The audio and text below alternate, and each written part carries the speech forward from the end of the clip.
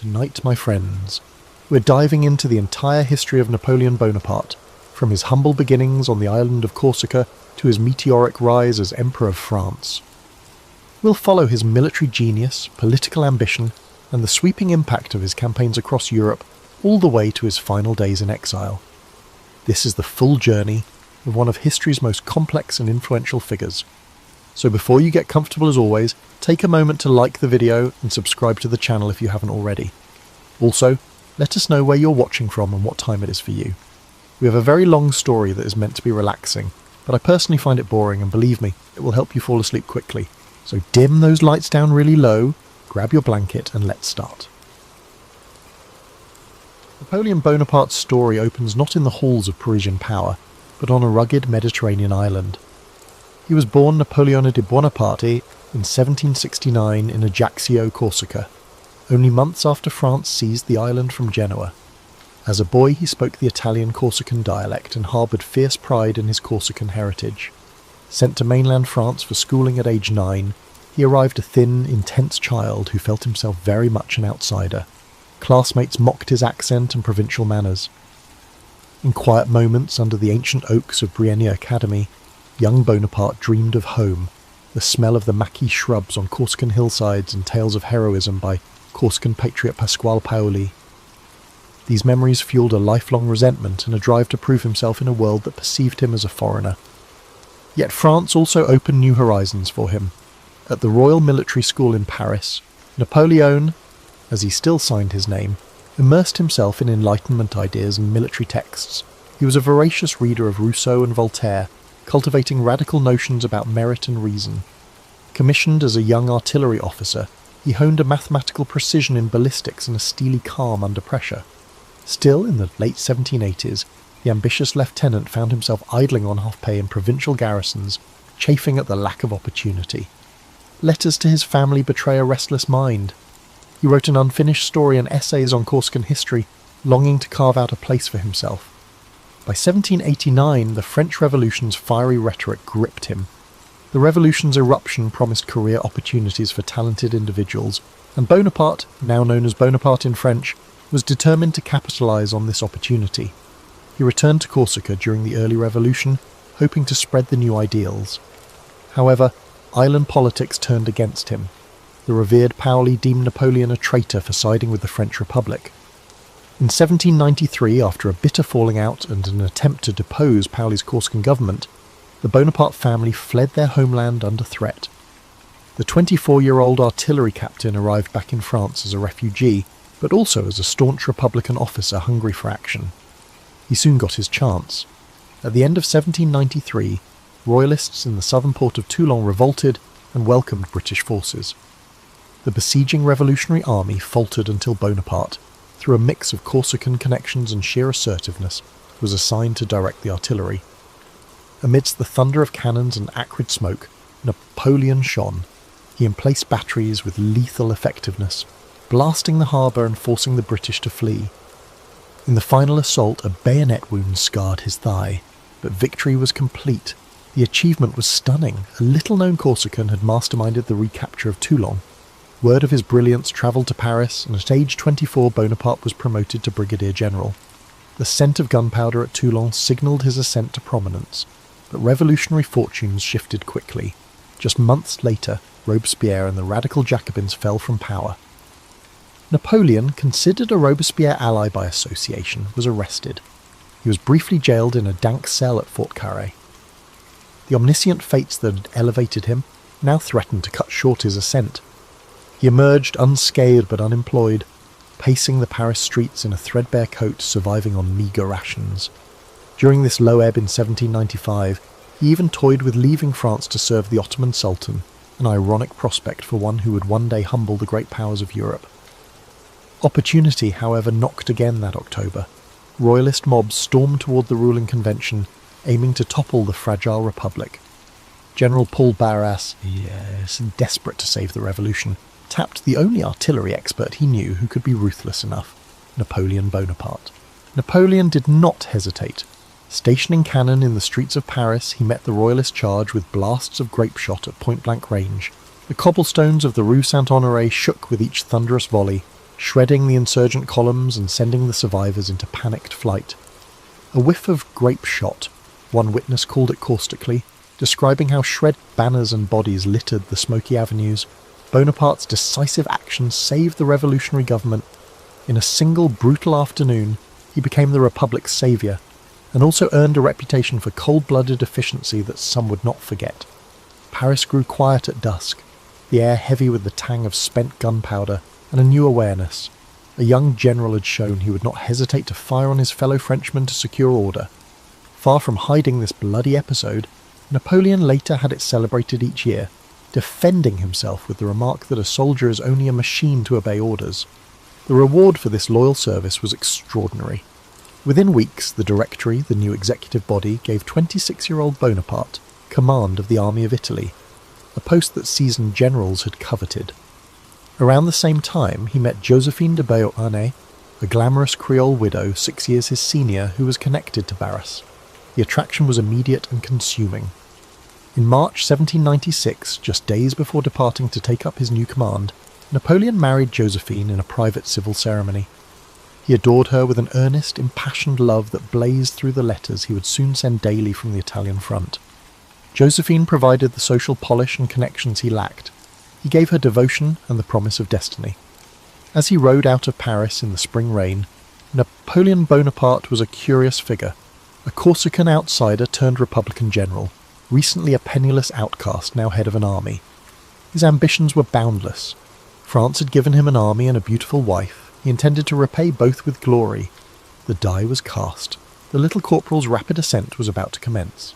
The slender young general who arrived to lead the Army of Italy in 1796 found a dispirited, ragtag force clad in rags and hungry for both food and victory. Napoleon's predecessors had achieved little in the grinding war against Austria, but the new commander electrified his men from the outset. Gathering the troops, who looked sceptically at his slight stature and youthful face, he pointed toward the enemy's rich lands beyond the Alps. "Soldiers," he cried, "you are ill-fed and almost naked. I will lead you into the most fertile plains in the world. Rich provinces and great cities will lie in your power. In them you will find honour, glory, and riches." The soldiers erupted in cheers. Scepticism gave way to fervour as he promised to transform their threadbare desperation into triumph. During the early days of the campaign in the damp foothills of Piedmont, men who were on the verge of deserting instead found themselves prepared to follow this fiery little general to the farthest reaches of the earth. Napoleon promptly fulfilled his promise. He moved with startling speed and aggression, catching Austrian and Piedmontese armies off balance with bold tactics. In a whirlwind of battles through the mountain passes, he demonstrated a predator's instinct, striking where least expected and driving his exhausted troops forward with sheer force of will. At Montenotte, Dago, Millesimo and Mondovi, French cannon and bayonets routed forces that months before would have sent them reeling. The Austrian generals, many twice Bonaparte's age, were confounded by his unpredictable manoeuvres. "They haven't seen anything yet," Napoleon boasted confidently after one victory. "In our time, no one has the slightest conception of what is great. It is up to me to give them an example." His bravado was backed by action. He negotiated Piedmont's withdrawal from the war within weeks, then turned the Army of Italy against the Austrians occupying Lombardy. In May 1796, Napoleon cemented his legend at the bridge over the Adda River, near the town of Lodi. The Austrian rearguard had taken up a strong position across the river, their cannon covering the narrow wooden span. Rather than wait for a safer crossing, Bonaparte decided on a frontal assault that defied all conventional sense. Amidst the deafening roar of enemy guns, he personally helped aim French cannons and rallied a column of grenadiers for a head-on charge. Tricolour flag in hand, he plunged onto the bridge at the head of his men. Grape shot whistled past his ears, planks splintered under the blast of artillery. For an instant, the attack faltered under withering fire, but Napoleon stood firm in the smoke, his sword drawn and his uniform powdered with gun smoke. His presence ignited the troops. With a final yell, "En avant!" the troops surged forward, overrunning the Austrian guns. On the far bank, the stunned enemy broke and fled. Lodi was a small battle, but in its drama lay the seed of a myth. The soldiers, amazed by their general's fearless exposure to fire and his willingness to do a corporal's work loading guns, affectionately dubbed him Le Petit Caporal, the Little Corporal.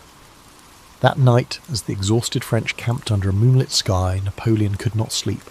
The adrenaline of victory and survival coursed through him. In later years, he would recall that at Lodi, from that moment on, I foresaw what I might be. Already I felt the earth flee from beneath me, as if I were being carried into the sky. It was at Lodi that Napoleon Bonaparte began to believe unequivocally in his destiny. Through the summer and autumn of 1796, Napoleon led his army on a relentless offensive that read like something out of Caesar's commentaries. Napoleon swiftly crossed the Po River, flanked enemy positions using mountain tracks, and repeatedly encircled the Austrians. In battle after battle, Castiglione, Arcole, Rivoli, the French overcame superior numbers through Bonaparte's imaginative tactics and the esprit de corps he instilled. His troops marched hungry and barefoot over the Alps, referring to him as Father Violet due to his unexpected arrival, much like the first violet of spring. They came to believe he could do it, could take any fortress and defeat any foe, and often he did. After a grueling siege, Napoleon captured Mantua in early 1797, breaking Austrian resistance in Italy. By that spring he had advanced to the very edge of Austrian territory. The once mighty Habsburg Empire, shocked by the string of defeats inflicted by this upstart, sued for peace rather than see Vienna threatened. Bonaparte dictated terms like a seasoned statesman. In the Treaty of Campo Formio, October 1797, he reshaped the map of northern Italy, creating new republics under French influence, and ceded Venetia to Austria as compensation. Remarkably, he negotiated this peace directly, outshining the politicians back in Paris. Here was a general taking the initiative to formulate foreign policy, a sign of the growing power he was accumulating. Meanwhile, in the territories he conquered, Napoleon revealed other facets. He presented himself as a liberator, abolishing feudal privileges and spreading revolutionary principles in Italy. But he also levied heavy contributions and sent convoys of looted art back to France. Wagon loads of paintings and sculptures, spoils from Milan, Verona and Venice, trundled over the Alps bound for the Louvre, evidence that Napoleon understood the propaganda value of culture. Parisians were thrilled at the arrival of masterpieces and the news of victory. The directors in Paris found themselves eclipsed by the glory of their young general. As his fame grew, so did the complexities of his character. Napoleon the Romantic, for instance, was on full display in Italy. Separated from Josephine, he wrote her letters almost nightly, pouring out his heart in unguarded prose. "I have loved you for a long time," he wrote after one battle, "and I feel that I love you more each day. I thought I loved you a few days ago, but since I saw you, I feel that I love you 1,000 times more," words that reveal a passionate, even obsessive attachment. On the battlefield he was icy and calculated, but alone in his tent by candlelight he could be almost feverish with longing. Unbeknownst to him, Josephine's replies were infrequent and often perfunctory. The worldly Creole was enjoying Paris society, and a discreet affair on the side. This imbalance of affection, the conqueror of Italy begging for love, was a poignant contradiction. The soldiers saw their general as a demigod, yet in matters of the heart he could be as vulnerable as any man. Napoleon was the most renowned figure in France by the time he returned to Paris at the end of 1797. Newspapers hailed him as Le Héros d'Italie, the Italian hero, extolling his triumph over overwhelming challenges. Walking through the Tuileries gardens, civilians gaped, and officers snapped to attention. The energy he exuded had altered the course of a continent in a matter of months. Yet the Directory grew wary. Here was a general whose popularity rivaled their legitimacy. In Napoleon's piercing grey eyes and curt self-confidence, some Directory members glimpsed a potential threat. For the time being, they showered him with honours, inviting him to dine with directors and seeking his advice on grand strategy. However, these politicians secretly felt a sense of relief when Bonaparte accepted a new assignment that took him far from Paris. The restless general, just 28, was already looking beyond Italy. In his omnivorous mind, the next grand adventure was forming. He spoke of an expedition to Egypt, a bold strike aimed indirectly at England. It was audacious and full of risk, perfectly suited to Napoleon Bonaparte, who by now believed destiny had extraordinary plans for him. Napoleon embarked on his campaign in the East as both conqueror and visionary, determined to etch his name alongside Alexander the Great. In May 1798, he set sail from France with a fleet of soldiers, scholars and dreams, leaving the comforts of Europe for the fabled sands of Egypt. The voyage itself felt like a journey into legend. On deck under the stars, Napoleon would point out constellations to his savants and muse about the glory of antiquity. By day, he devoured books on the Orient. He was not merely leading an army, he was crafting an image of himself as an enlightened liberator and a new Caesar of the East. The soldiers, packed tightly in the sweltering holds, were regaled with their general's proclamations that they were bound for immortal glory. Many were seasick and anxious, yet they believed in him. It was said that as their ships passed by the Great Pyramids visible on the horizon, Napoleon dramatically addressed his troops. Soldiers, from the summit of these pyramids 40 centuries look down upon you. The line, echoing across the desert wind, sent shivers down the ranks. It was bombastic, historically dubious, and utterly effective in stirring men's souls. Bonaparte was scripting his mythology even as it unfolded.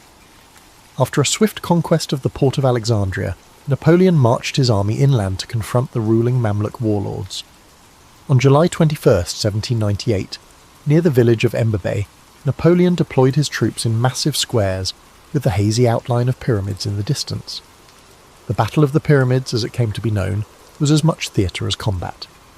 Mamluk cavalry in colourful silk and armour charged repeatedly, renowned for their ferocity, but they shattered against the disciplined French squares bristling with bayonets.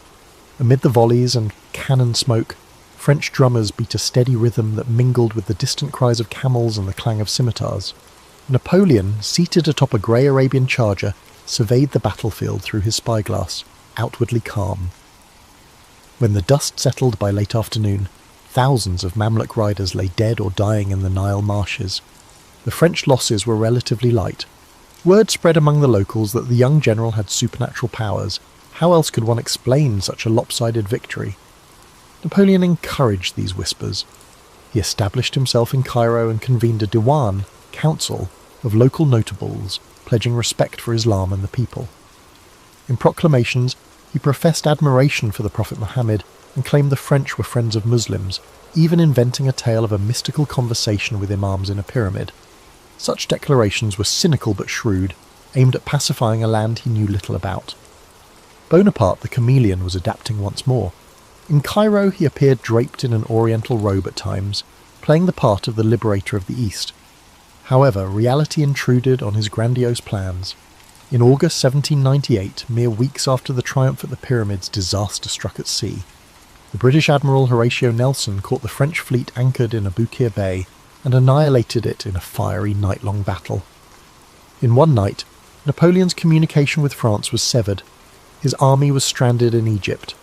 Unfazed outwardly, he doubled down on forging a new narrative.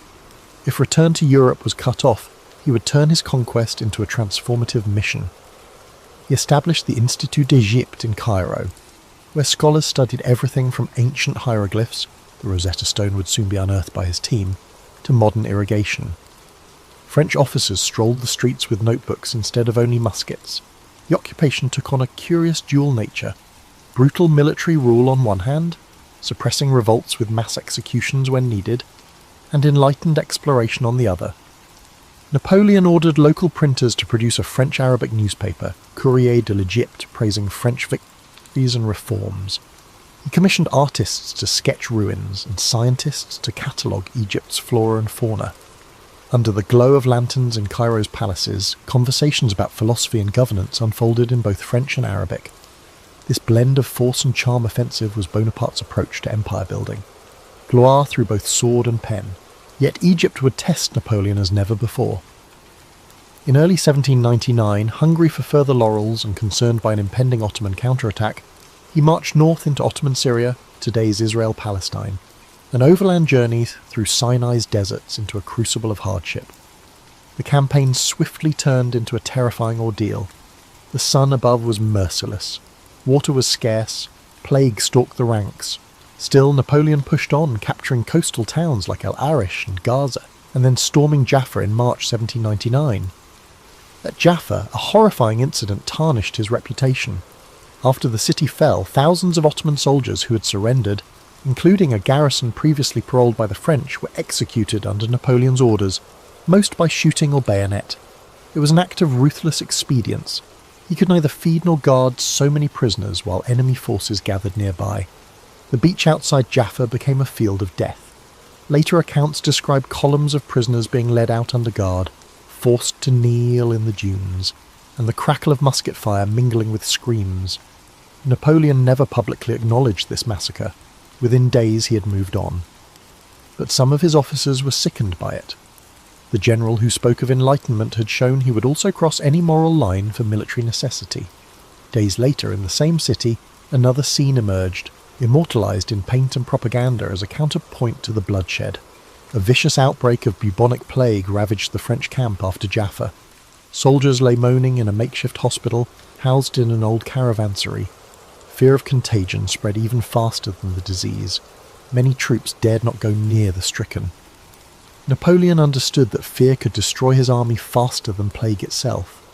So on a warm morning in mid-March he visited the plague hospital in Jaffa. According to accounts, he strode through the low archways of the mosque-turned-infirmary with a calm expression as rays of light pierced the dusty air. Rows of the sick and dying lined the walls, their faces etched with feverish agony. Napoleon showed no hesitation.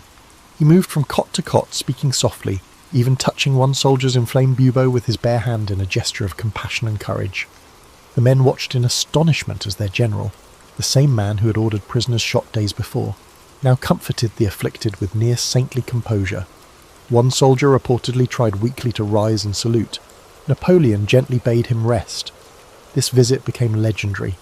Later, back in France, the event would be commemorated by artist Antoine Jean Gros in a massive painting depicting Bonaparte as a fearless healer reaching out to the plague-stricken, bathed in a quasi-religious glow. The painting glossed over the grimmer context, yet its power endures.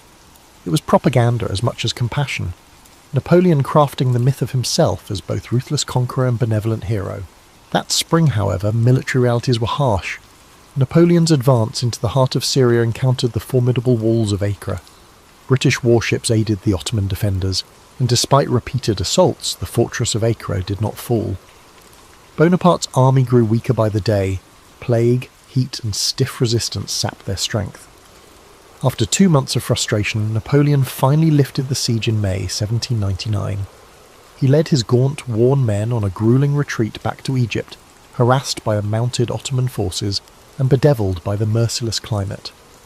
The omniscient narrator of history might note that the event was the first serious setback in Napoleon's career. Outside the walls of Acre, the limits of his fortune became evident. In one poignant incident during the retreat, a French soldier, too sick to walk, begged not to be left behind. Napoleon paused, and in a rare display of quiet mercy, ordered that a horse be left for the man, a small redemption for Jaffa's horror. By late 1799, back in Cairo, Napoleon received word of political turmoil in France and the threat of invasion by European coalitions. Sensing that his moment on the larger world stage had arrived, he made a fateful decision. He would abandon the Egyptian enterprise and return to Paris post-haste. He left General Kleber in charge of the army, with secret instructions to negotiate a withdrawal, and slipped out of Egypt with a few close aides in August 1799. By luck and stealth, he navigated through the British blockades and arrived in France in October, where he was greeted as a hero. Astonishingly, the disasters, the fleet's destruction and the failure at Acre were largely suppressed or ignored in the news. Instead, France heard only of the triumphs, the Battle of the Pyramids, the scientific discoveries, and the bold Eastern adventure. In the public eye, Napoleon returned from Egypt draped in oriental mystery and glory, as he intended. He brought home scholars' reports, exotic animals and art, further fueling the legend he was weaving around himself. The Egyptian expedition ultimately was a mixed success at best in practical terms, but in terms of Napoleon's self-made mythology, it was a triumph.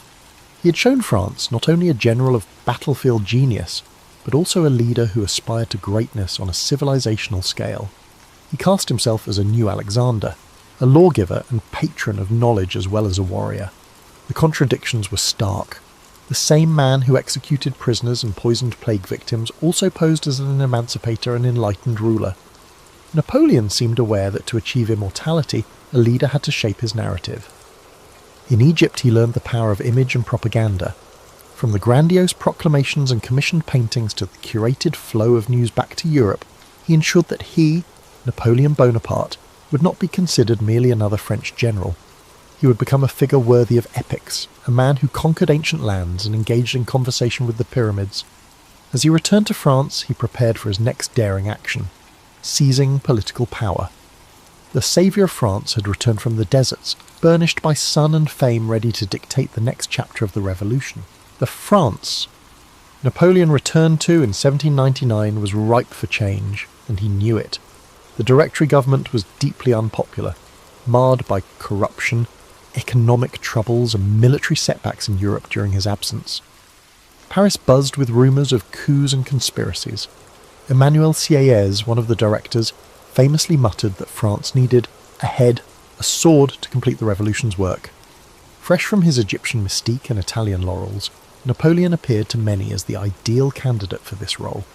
Ever the political opportunist, he quietly aligned with plotters including Sieyès, Talleyrand and his savvy younger brother, Lucien Bonaparte. Behind closed doors in Parisian salons thick with cigar smoke, the plotters schemed to topple the Directory throughout October 1799. Napoleon was cautious at first, assessing every detail like a battlefield plan. But as the crowds cheered him in the streets and even the fickle newspapers hailed him, he realised that now was the crucial moment. "Weaker men get caught in the current of events," he confided to a friend, "but I will direct events myself." The omniscient narrator might observe that fortune was once again favouring him. Napoleon put his plan in motion on the morning of 18 Brumaire, year 8, November 9th, 1799, by the Republican calendar. Under the pretext of a supposed Jacobin coup threat, he persuaded the councils, France's legislature, to move their session out of volatile Paris to the suburban chateau of Saint-Cloud, where his loyal troops could surround them.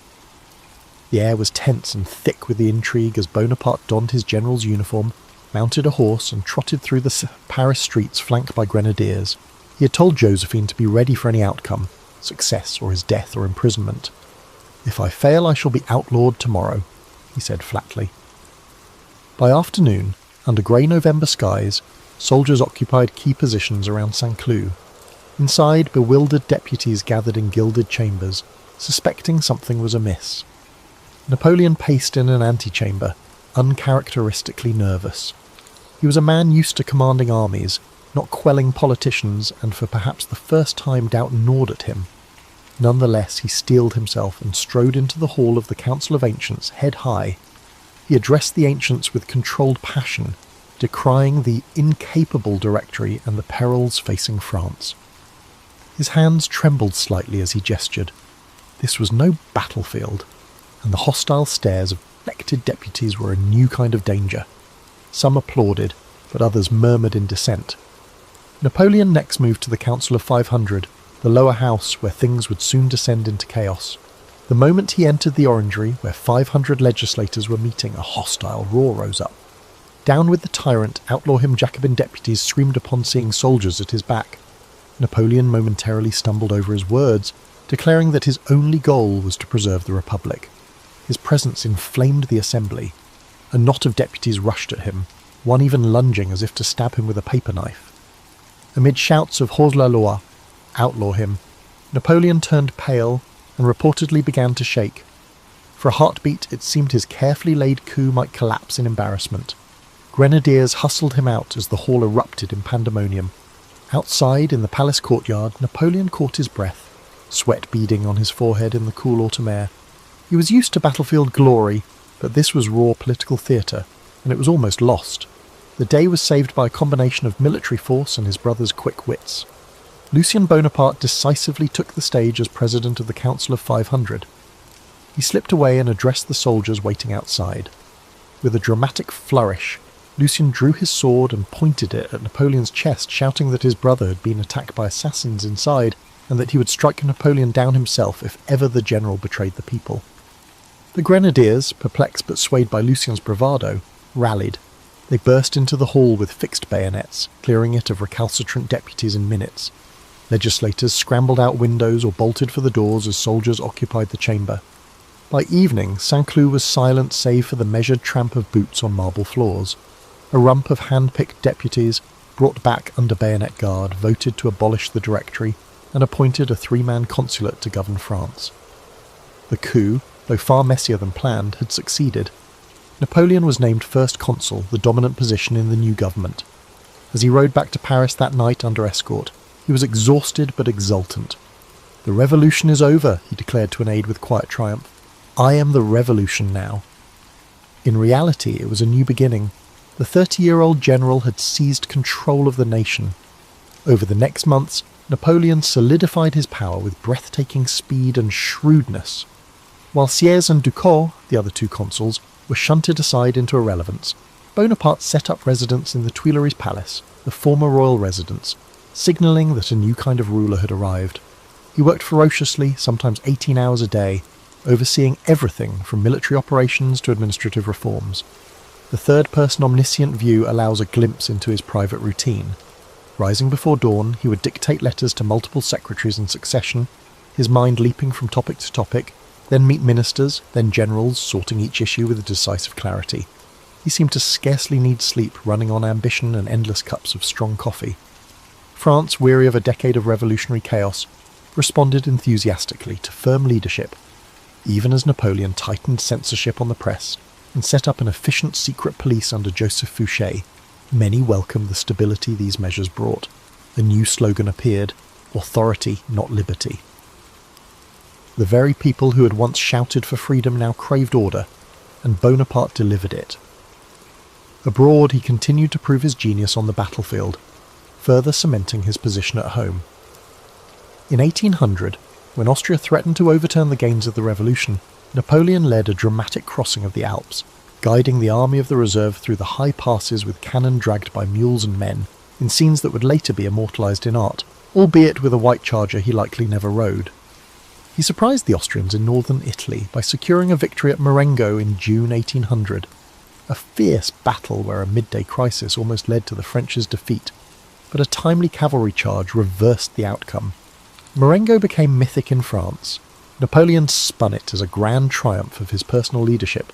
Indeed, when his exhausted troops cheered Vive Bonaparte on the blood-soaked fields of Marengo, it reinforced his near-messianic status. Austria sued for peace, and Britain too signed the Treaty of Amiens in 1802, a rare moment of general European peace that the first consul used to consolidate his regime. During these years, Napoleon revealed himself not just as a brilliant general, but as a statesman of extraordinary talent and contradictions. He set about rebuilding France. The consulate saw sweeping reforms. A new legal code, the Code Civil, Napoleonic Code, was drafted to enshrine equality before the law, property rights, and secular authority.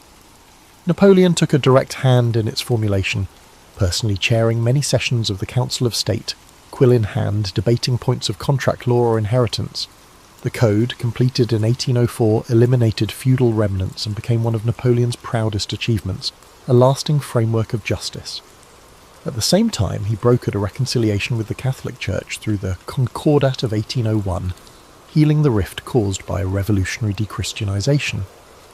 To the horror of ideologues, this pragmatic deal recognised Catholicism as the religion of most Frenchmen, though not the state religion, and restored some church influence, but under Napoleon's terms. The once anti-clerical general understood that to pacify France, he must placate her believers. Thus, in Notre Dame Cathedral, where revolutionaries had once exalted reason, Mass was celebrated again by order of the first consul. No detail of governance escaped him. He created the Bank of France to stabilise the currency, overhauled education with new lycées and scholarships, and reformed taxation so revenues flowed reliably. Roads and bridges were built or repaired across the country. In the twilit halls of the Tuileries, courtiers once again danced at balls, but this time honouring a soldier in place of a king. France was regaining prosperity and confidence under Napoleon's firm hand. All the while, Bonaparte's personal power grew ever more concentrated. In 1802, a national plebiscite de Primeur, carefully managed by his officials, made him first consul for life. The result was announced with fanfare, an implausible majority of voters in favour, which flattered him immensely. He would famously dismiss objections by pointing to such plebiscites, claiming he had the people's mandate. An emperor-in-waiting in all but name, he began to envision a dynasty. In the quiet of his private study, he pondered the fates of Caesar and Charlemagne, concluding that the revolution needed the permanence of monarchy in a new form. His siblings were given honours and arranged advantageous marriages. Napoleon was positioning the Bonapartes as France's new royal family, much to the ridicule of some old revolutionaries who muttered that we did not destroy one aristocracy to create another. But many others went along eagerly, trading ideological purity for the trappings of a renewed court. By 1804, foiled plots against his life, such as the infernal machine bomb on a Paris street in 1800, and royalist intrigues provided the pretext to take the final step. In the spring of 1804, evidence of a Bourbon prince's involvement in a conspiracy led Napoleon to order the Duke of Enghien seized from neutral territory and executed, an action that sent a chill through Europe's aristocracy but eliminated a potential figurehead for monarchists. Soon after, the Senate petitioned Napoleon to assume the title of Emperor to stabilise the government. It was stage-managed, yet it answered a real yearning among the French for continuity and glory. Napoleon accepted. Another plebiscite was held, again approving by an overwhelming margin that Bonaparte become Emperor of the French. On December 2nd, 1804, Notre Dame Cathedral in Paris hosted a coronation the likes of which Europe had not seen in decades. The medieval edifice, once defaced and neglected in the revolutionary turmoil, was lavishly restored and draped in crimson and gold for the occasion. Dignitaries from across Europe, some grudging, others curious, attended. Pope Pius VII himself was brought from Rome to bless the ceremony, a stunning coup that lent a mantle of ancient legitimacy. The atmosphere inside Notre Dame mixed grandeur with spectacle. Incense wafted through the air. Hundreds of candles illuminated the nave, and the 35-year-old Napoleon, clad in robes of velvet and ermine, processed down the aisle to the strains of glorious music. But true to his character, he subtly upended tradition at the climactic moment. As the Pope prepared to anoint and crown him, Napoleon stepped forward, took the crown, a new golden diadem modelled on Charlemagne's, into his hands, and placed it upon his head. The audience gasped softly. It was unheard of for a monarch to crown himself. Then Napoleon crowned Josephine as Empress, gently setting a small crown on her bowed head, even as tears of emotion filled her eyes. Their marriage had been rocky over the issue of an heir, but today they presented a united front in majesty. The Pope raised a hand in blessing, effectively ratifying what had already occurred. Observers noted the symbolism. Napoleon signalled that he owed his throne to no one but himself and the French people, by the grace of God and the Constitution of the Republic, as the formula ran. Some detractors whispered it was the ultimate act of Bonaparte's arrogance. Others saw in it the genius of a man who made and recognised his own destiny. Either way, Napoleon had risen from Corsican obscurity to imperial zenith in just 15 years. As the cannons boomed a 21-gun salute across Paris, and the newly crowned emperor stepped out on the cathedral steps, in the same uniform he wore at Marengo beneath the imperial mantle, the crowds acclaimed him wildly. Many had tears in their eyes, believing they beheld the saviour of France crowned in glory. Thus the French Republic gave way to the French Empire, with Napoleon I on the throne. In him, people saw a rare combination of revolutionary change and traditional authority. He kept the slogan liberty, equality, fraternity on his lips, even as he founded a new nobility, granted marshals princely titles, and sat on a throne. The third-person omniscient perspective discerns in Napoleon a consciousness of this paradox. He sincerely viewed himself as the guarantor of the revolution's core gains, even while accumulating power more absolute than any Bourbon before him. On the night after the coronation in the Tuileries Palace, the emperor sat long awake. The imperial crown rested on a table nearby. Did he feel triumph, or the weight of what he had assumed? Perhaps both. He had achieved grandeur, but the drive that fueled him did not abate. He murmured to one confidant that evening, "I have crowned Josephine, but it is only a wreath on a journey. I refuse to slack off on the throne. We have only begun." Indeed, new horizons of power stretched out before him, kings to topple, nations to found, and an empire that, at its height, would redraw the map of Europe and leave an indelible mark on history. Napoleon's empire burst onto the world stage with all the pomp of a revived Roman Empire and the energy of a modern nation-state. By 1805, the newly crowned Emperor of the French stood at the apex of his power and charisma. He had transformed France internally, and now he set out to reshape Europe in France's image and under France's domination. Courts across the continent, from Vienna to Berlin, watched the self-made monarch with a mix of awe, fear and loathing. They dubbed him the Corsican ogre in private, yet could not deny his brilliance in war and governance. Napoleon's contradictions were becoming the world's problem. A child of revolution who donned a crown, a promoter of egalitarian law, who married into the Ancien Regime in 1809, he divorced Josephine, who had failed to produce an heir, and married Marie-Louise, an Austrian Hohenzollern archduchess, thus allying himself to the Habsburgs. At the empire's zenith, roughly 1807 to 1809, it seemed nothing could stand against him. His empire stretched from the Atlantic to the Russian border, from the North Sea to Naples. His brother Joseph sat on the throne in Naples. Joseph also ruled in Spain after 1808. His brother Louis governed in Holland. His brother Jérôme reigned in Westphalia. And in Italy he himself wore the Iron Crown of Lombardy. A veritable family system of Bonapartes replaced old dynasties. Napoleon's marshals, once commoners and soldiers of fortune, now ruled as dukes over conquered provinces. The map of Europe was redrawn with French client republics and kingdoms. Napoleon dismantled the ancient Holy Roman Empire in the German heartland in 1806, erasing a millennium of history in the process. In its place he created the Confederation of the Rhine under his protection. From Portugal to Prussia, nearly the whole of continental Europe either lay under his direct control or danced to his tune. These years saw Napoleon's military genius at its undisputed peak. The War of the Third Coalition in 1805 brought France head-to-head with Austria, Russia and Britain. Napoleon's response was characteristically audacious. He abandoned his frequently discussed plan to invade Britain, as the Royal Navy still held sway over the seas, and instead he swiftly marched his Grand Armée eastward. In a masterstroke of manoeuvre, he encircled an Austrian army at Ulm in October 1805 without a major fight, forcing its surrender. Then, as an Austrian and Russian combined force attempted to regroup, Napoleon lured them into a trap on the fields of Austerlitz in Moravia. On December 2, 1805, exactly 1 year after his coronation, he delivered what he himself regarded as his tactical masterpiece, the Battle of Austerlitz, also called the Battle of the Three Emperors. At dawn, a gentle fog blanketed the plain, concealing parts of the French positions. Napoleon intentionally exposed his right flank to the Allies' attack, and when they succumbed to his deception, he launched an attack on their centre. As the mid-morning sun, the famed sun of Austerlitz, burned through the mist, the French seized the high Pratzen heights, splitting the enemy army in two. Napoleon galloped past cheering columns as they rolled up the Allied lines. By early afternoon, the coalition army was in full retreat, and thousands of enemy soldiers drowned in the ice of frozen lakes that the French artillery shattered. The victory was complete.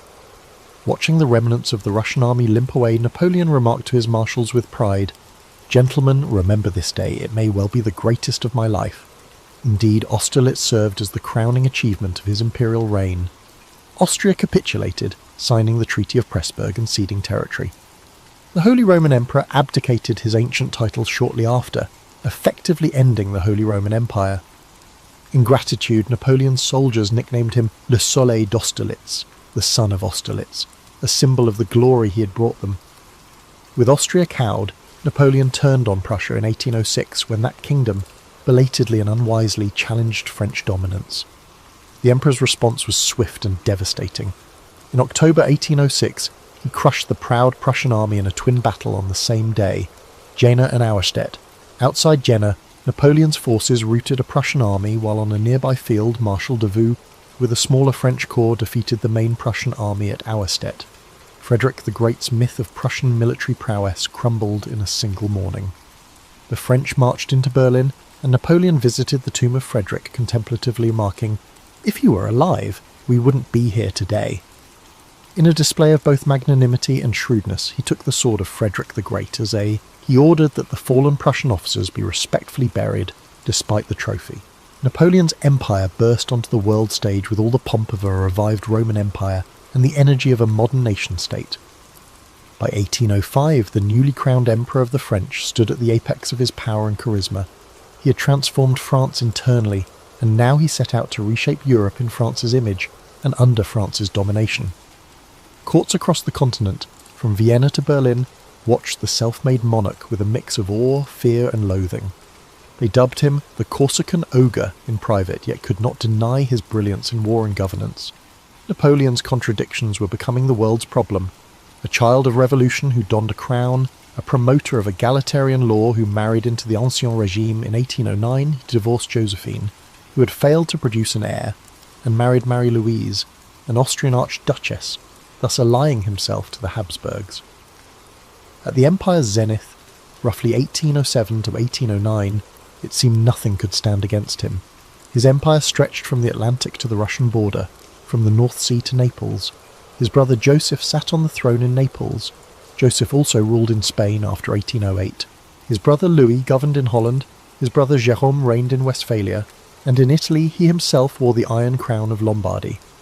A veritable family system of Bonapartes replaced old dynasties.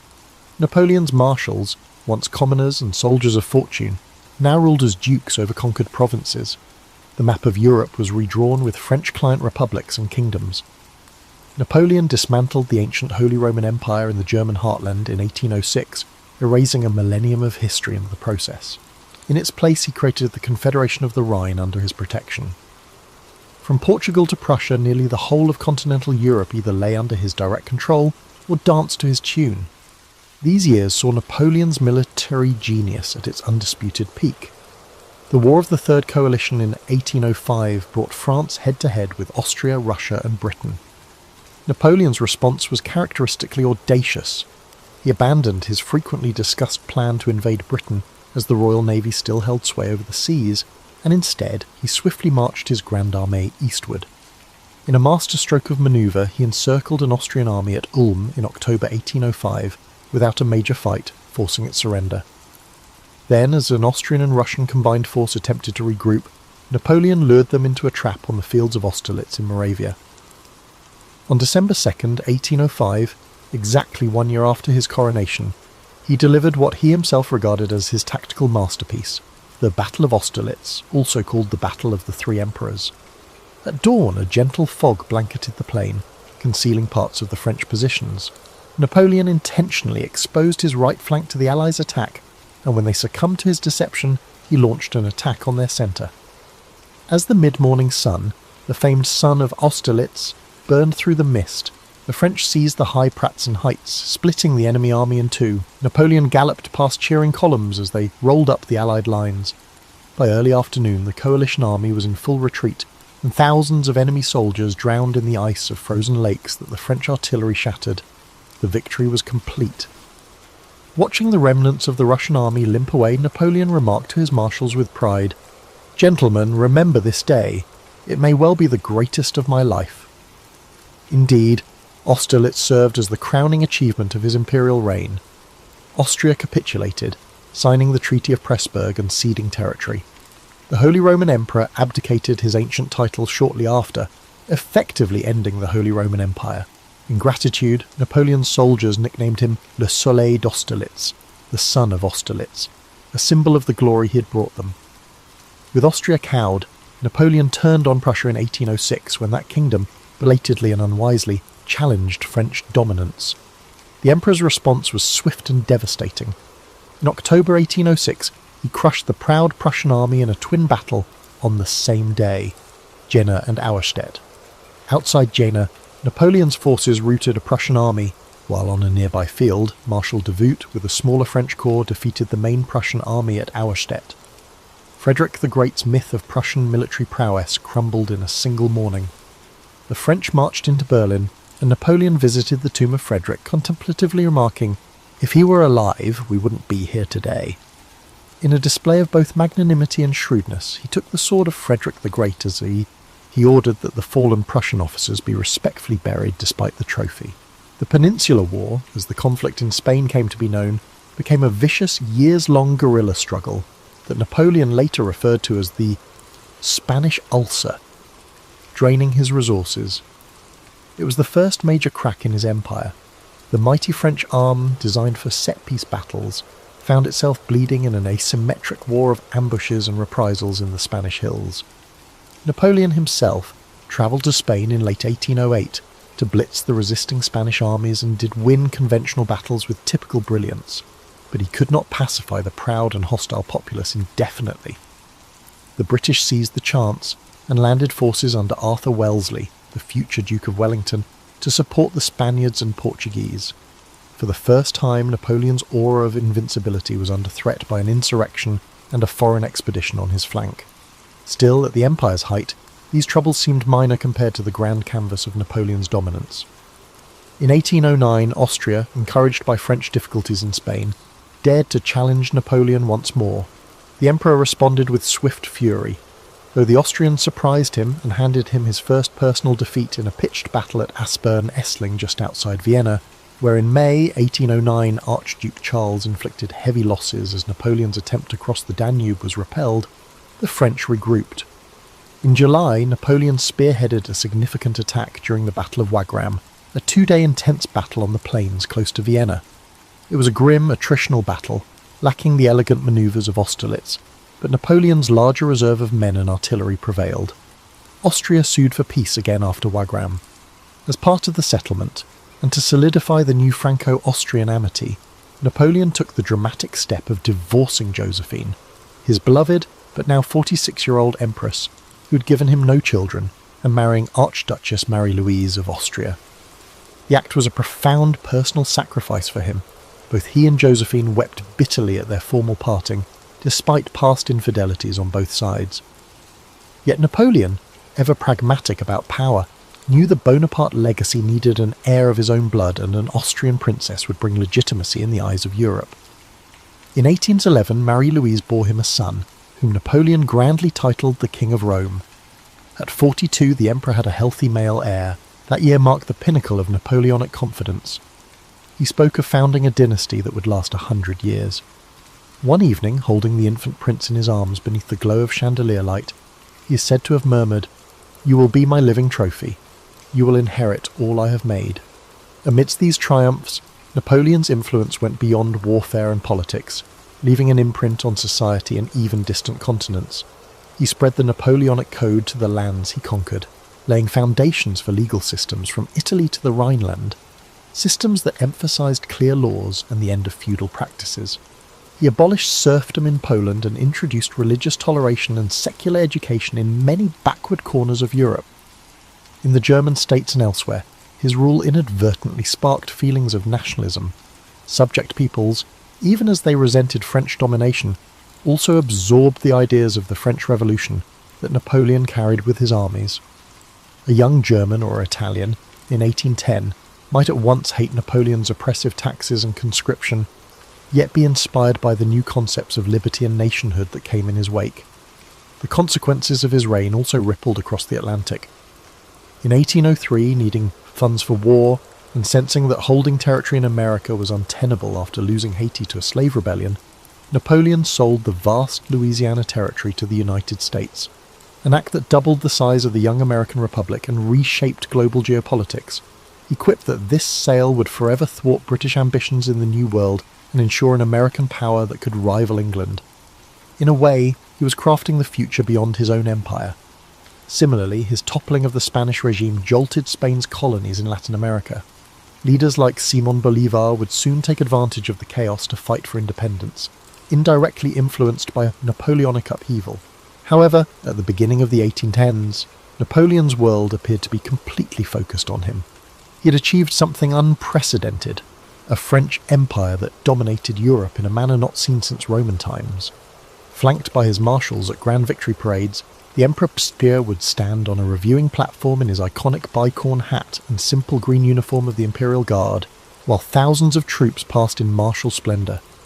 Bands played La Marseillaise and other patriotic hymns that once belonged to the Revolution, but were now co-opted to celebrate an emperor.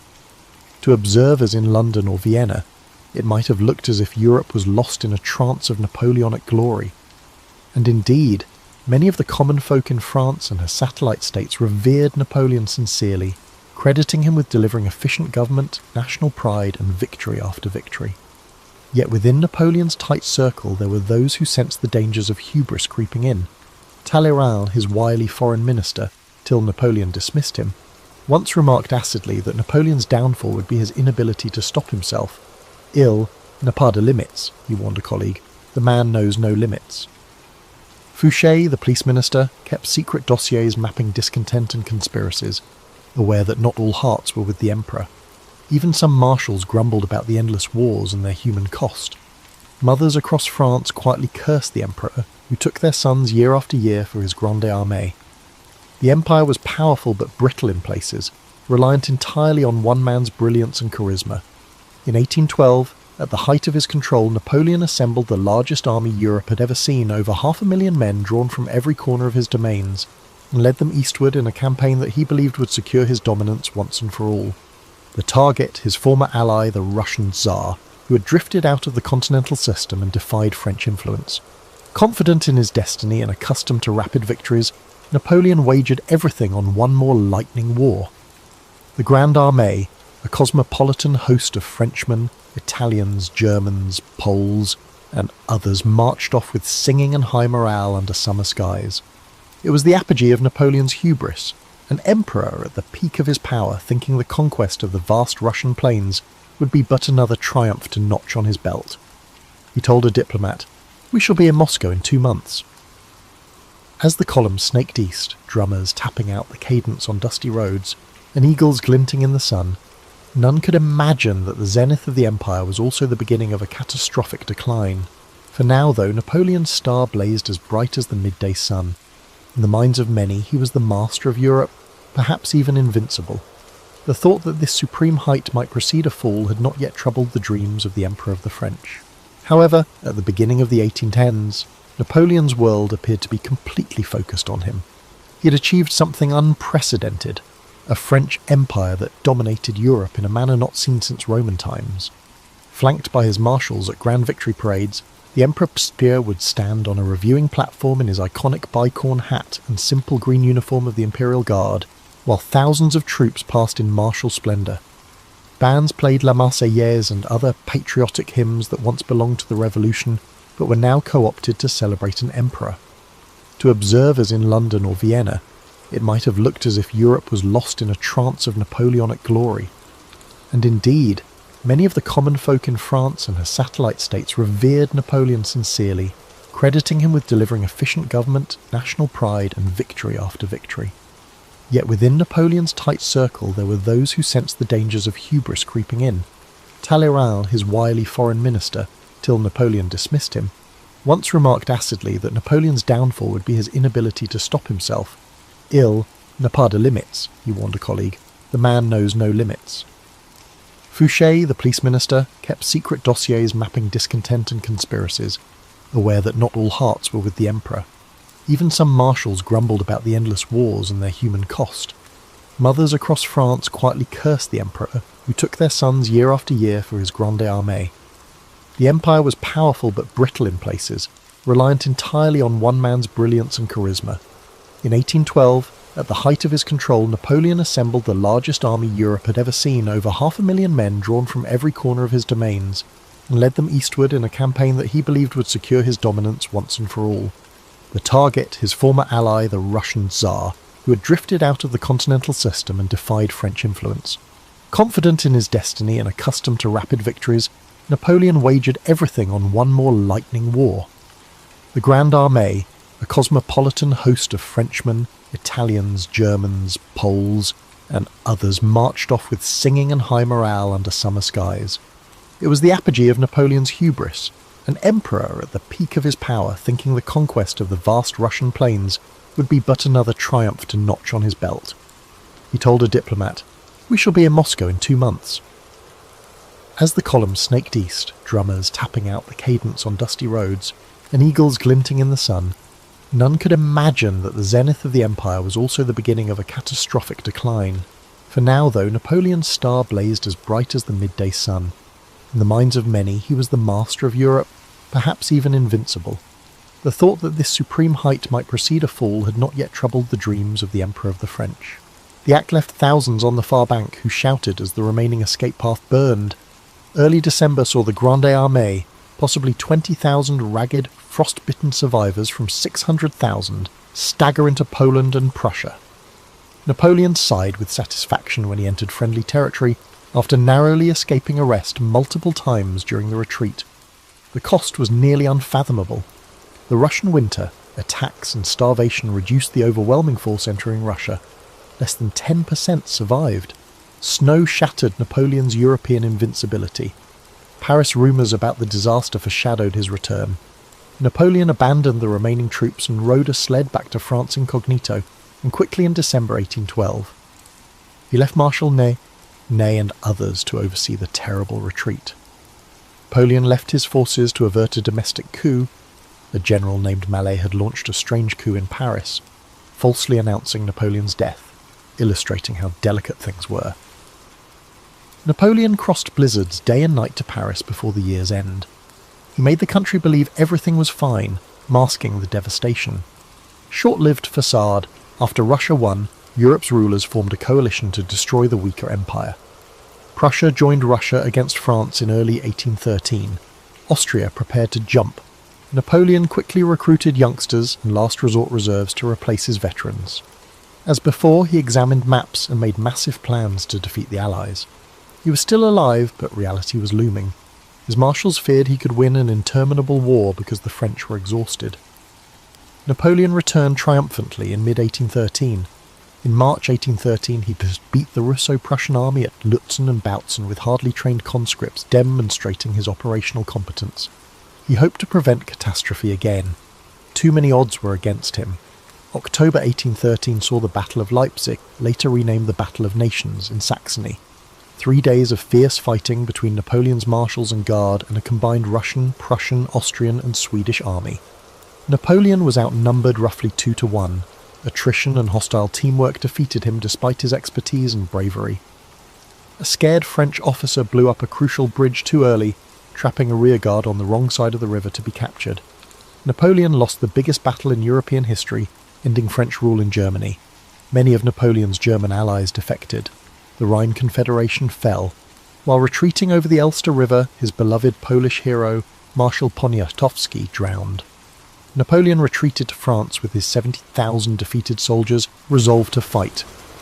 In early 1814 the Allies invaded France, expecting a quick march to Paris.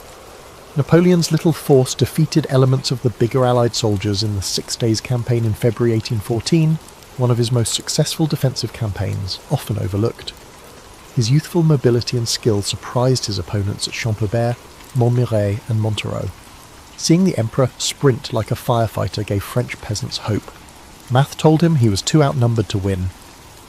Despite his few victories, the Allies reached Paris by late March 1814.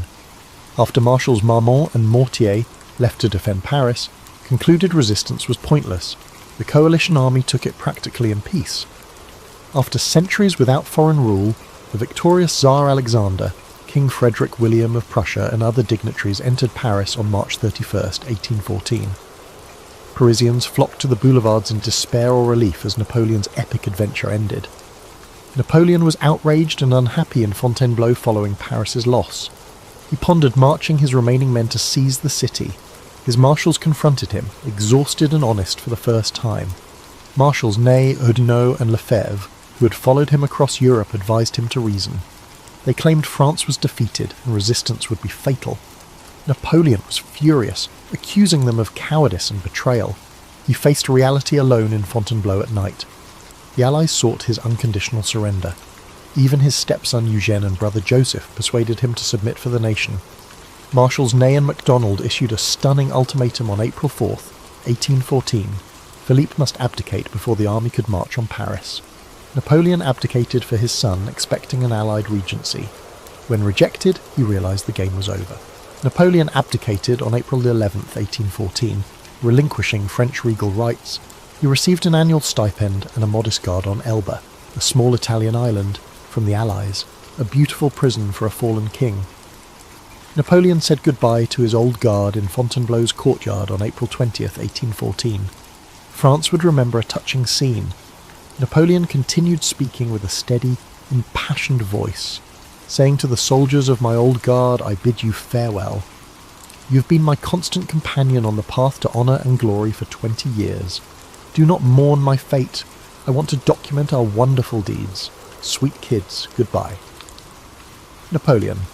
Veteran grenadiers of 12 campaigns cried. The Emperor kissed the imperial eagle flag one last time and hugged General Petit, who was holding the regimental eagle. He said, "Goodbye, kids," raising his hand in salutation. Napoleon, despite his best efforts, jumped into a carriage crying. That night, many jaded soldiers lay under the stars, unsure of France's or their future without l'Empereur. A veteran murmured, "It's over. A wonderful person left." An imaginary kingdom held European ruler Napoleon Bonaparte captive. He arrived at Elba, 119 square miles of rugged terrain and vineyards in Tuscany, in late April 1814. He was rarely self-pitying. Keeping the title Emperor, the Allies gave him the name as a polite fiction, he established a small court in Portoferraio, Elba's main town, and reigned like France in miniature.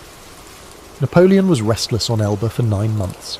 He studied Lilliputian's iron mines and quarries, planned to modernise agriculture, and designed a flag, a diagonal band of white with red and bees, symbolising industriousness and potentially nodding to his imperial emblem.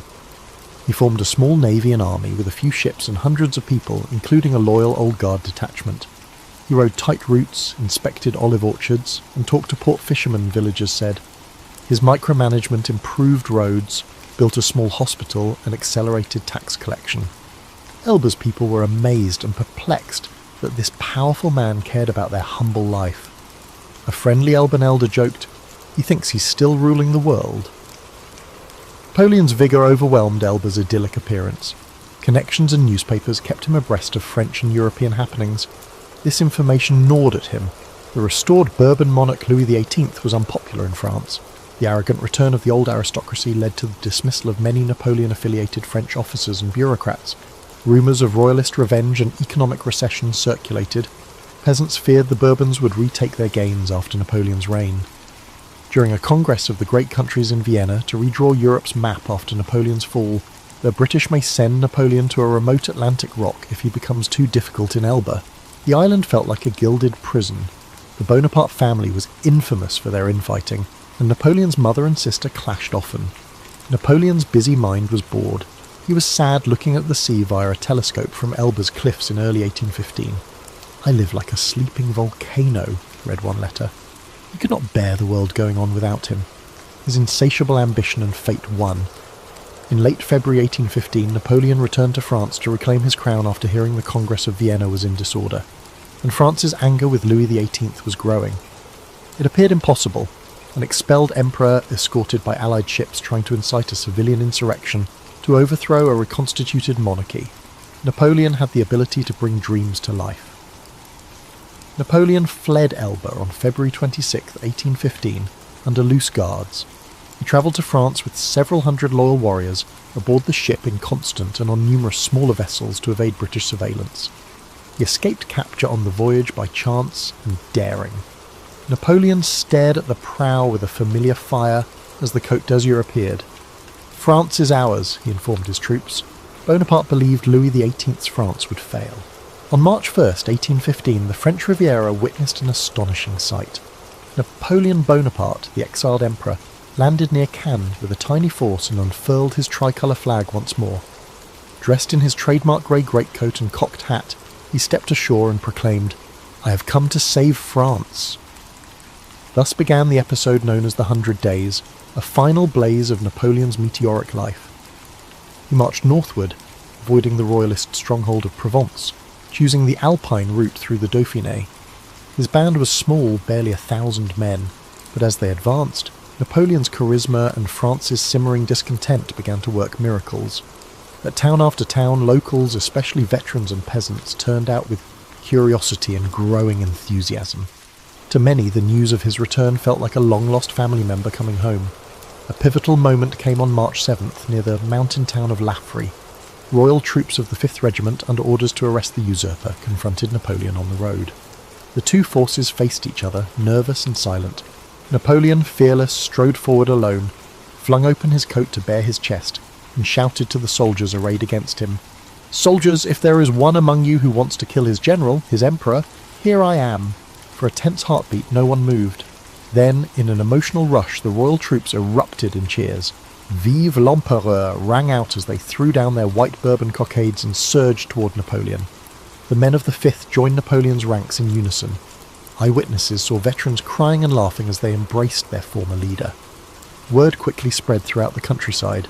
Napoleon had returned, and the army was uniting behind him. King Louis XVIII's attempts to muster resistance faltered. as one regiment after another either went over to Bonaparte or melted away. Ney, once Napoleon's trusted bravest of the brave, had initially promised the king he would bring Napoleon back in an iron cage, but confronted with the fervour of his troops for the emperor, Ney too defected, overwhelmed by old loyalties and perhaps the irresistible tide of sentiment. By March 20th, Napoleon reached Paris. Louis XVIII had already fled into exile, supposedly leaving so hastily that he lost a shoe, thus giving a touch of farce to the Bourbon king's second departure. That night, Napoleon entered the Tuileries to the ecstatic roar of Parisians who, just weeks earlier, had been murmuring against him as the ogre public opinion had once again whiplashed. Remarkably, in a matter of 20 days, without a single shot fired in anger, Napoleon had regained his throne. It was one of the most dramatic political.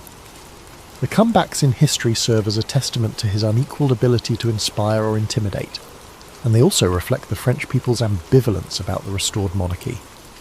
The tricolour flew once more from public buildings. In the streets people sang La Marseillaise and lit bonfires. Napoleon moved quickly to consolidate this unexpected second chance. He sent letters professing peaceful intentions and offering new alliances. He even adopted a more liberal tone, promulgating a revised constitution, the Additional Act, that granted a freer press and a constitutional monarchy-style government, an olive branch to liberals and to moderates in France who wanted reform. The emperor claimed he had learned from exile and now desired to be a benign ruler of a free people. Many were sceptical of this late-hour conversion to liberalism, but they preferred him to the Bourbons regardless. However, Napoleon's escape and restoration shook Europe.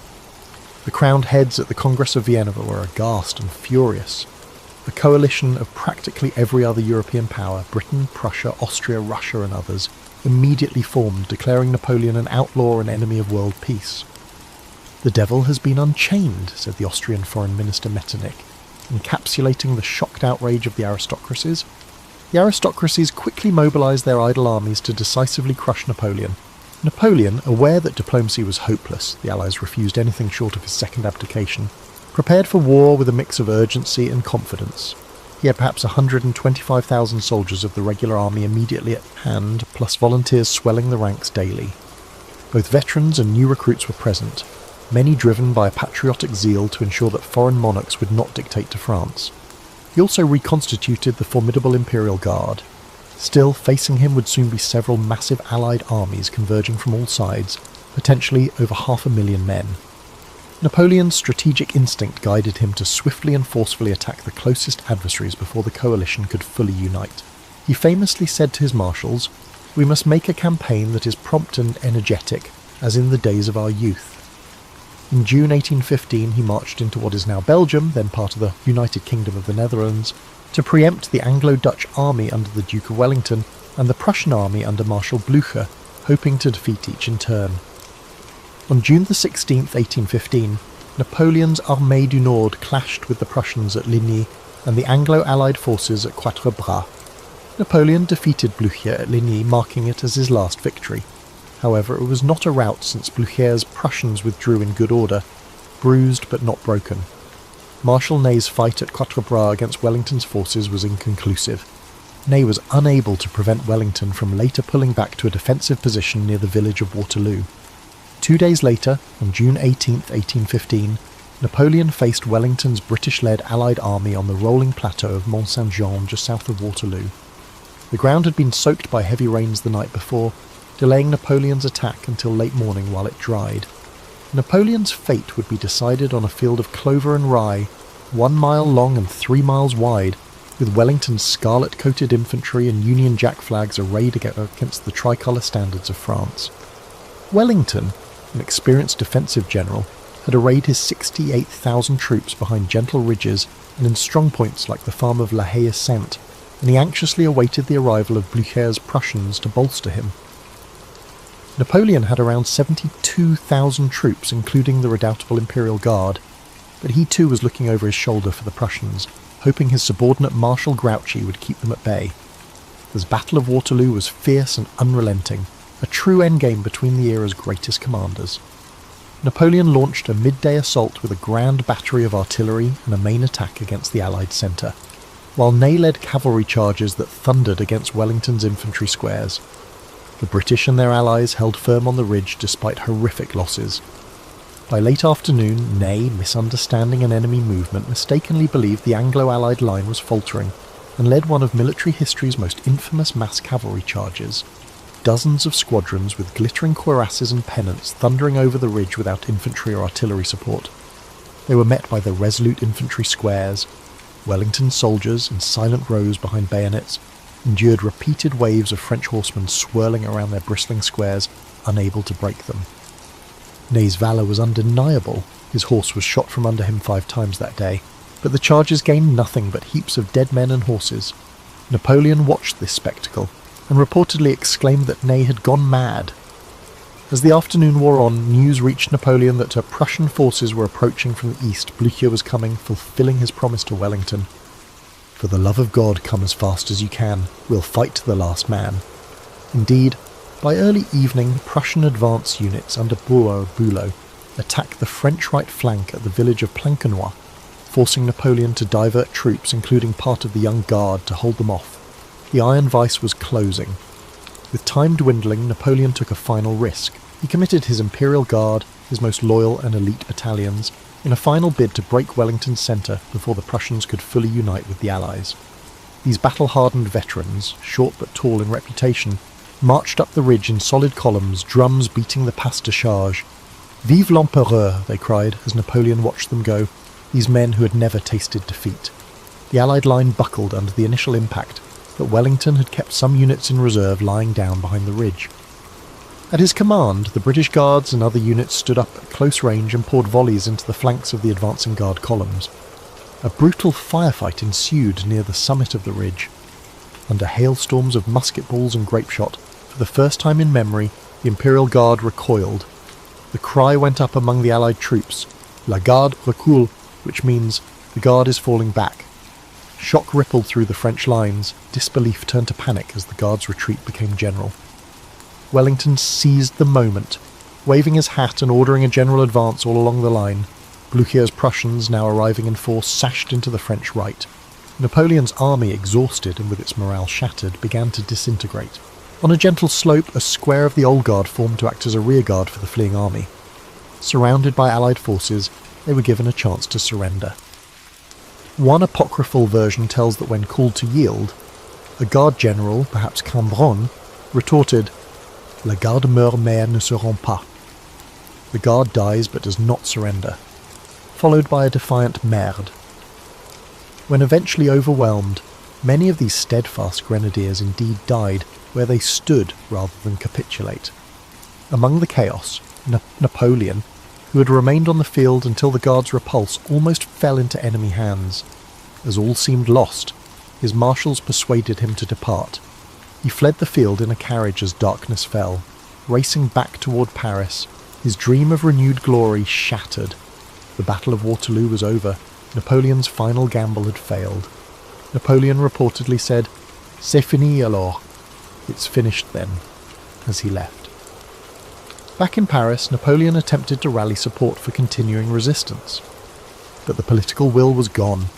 The legislature turned against him, and even the ever-loyal Marshal Ney now urged abdication, saying another round of civil war would ruin France. On June 22, 1815, Napoleon abdicated for the second time and in favour of his young son Napoleon II, though the Allies ignored this and restored Louis XVIII again. He then made his way to the Atlantic coast, initially hoping to escape to the United States. For weeks he lingered at Rochefort, with 2 British warships blocking any attempt to sail. Finally, realising he could not elude the global reach of British sea power, Napoleon surrendered himself to the British Captain Maitland of HMS Bellerophon on July 15, 1815. He perhaps expected he would be treated as a former head of state and allowed retirement in Britain or elsewhere. Instead, the British, driven by their government's resolve that he never trouble the world again, decided to send him to the remote South Atlantic island of St. Helena, far from any European shore. In October 1815, Napoleon arrived at this stark volcanic island, roughly 1,200 miles from the coast of Africa. Thus began his second, final exile on a speck of land that was essentially an open-air prison. He was 46 years old. The climate was damp, the terrain rugged but confined. There would be no dramatic escape or return from this place. The British governor, Sir Hudson Lowe, was dutiful and watchful. restricting Napoleon's movements to prevent any chance of rescue. Napoleon was given a residence, Longwood House, which was damp, windswept and hardly comfortable by imperial standards. He passed the next almost 6 years in a strange half-life. A small cohort of loyal followers voluntarily accompanied him, Generals Bertrand and Montholon, Count de la Cassese, and his valet Marchand, among others, and thus they formed a tiny court in exile. Napoleon established a daily routine, dictating his memoirs and thoughts to his companions, especially Las Cases, who recorded his conversations in what would become the Memorial of St. Helena, tending a small garden, reading voraciously history and literature and the newspapers when he could get them, and taking the occasional ride or walk when his health allowed. Over time, his robust constitution began to fail. He grew stout from lack of exercise and rich food. They still dined formally each night on silver plate, maintaining pretences of an imperial household. He suffered from what appeared to be a stomach ailment, perhaps an ulcer or ultimately stomach cancer. His father had died of stomach cancer too. Some speculated he was being slowly poisoned. Indeed, arsenic was later found in hair samples, though modern historians lean towards natural illness exacerbated by the conditions and possibly the arsenic present in things like the wallpaper dye. Emotionally and intellectually, Napoleon oscillated between boredom, bitterness and reflective calm. He would spend hours mapping out alternative histories, what he should have done at Waterloo, or regretting not crushing the Prussians more decisively earlier, or lamenting the folly of the Russian campaign. At other times he would delve into philosophical discussions about fate and the future generations.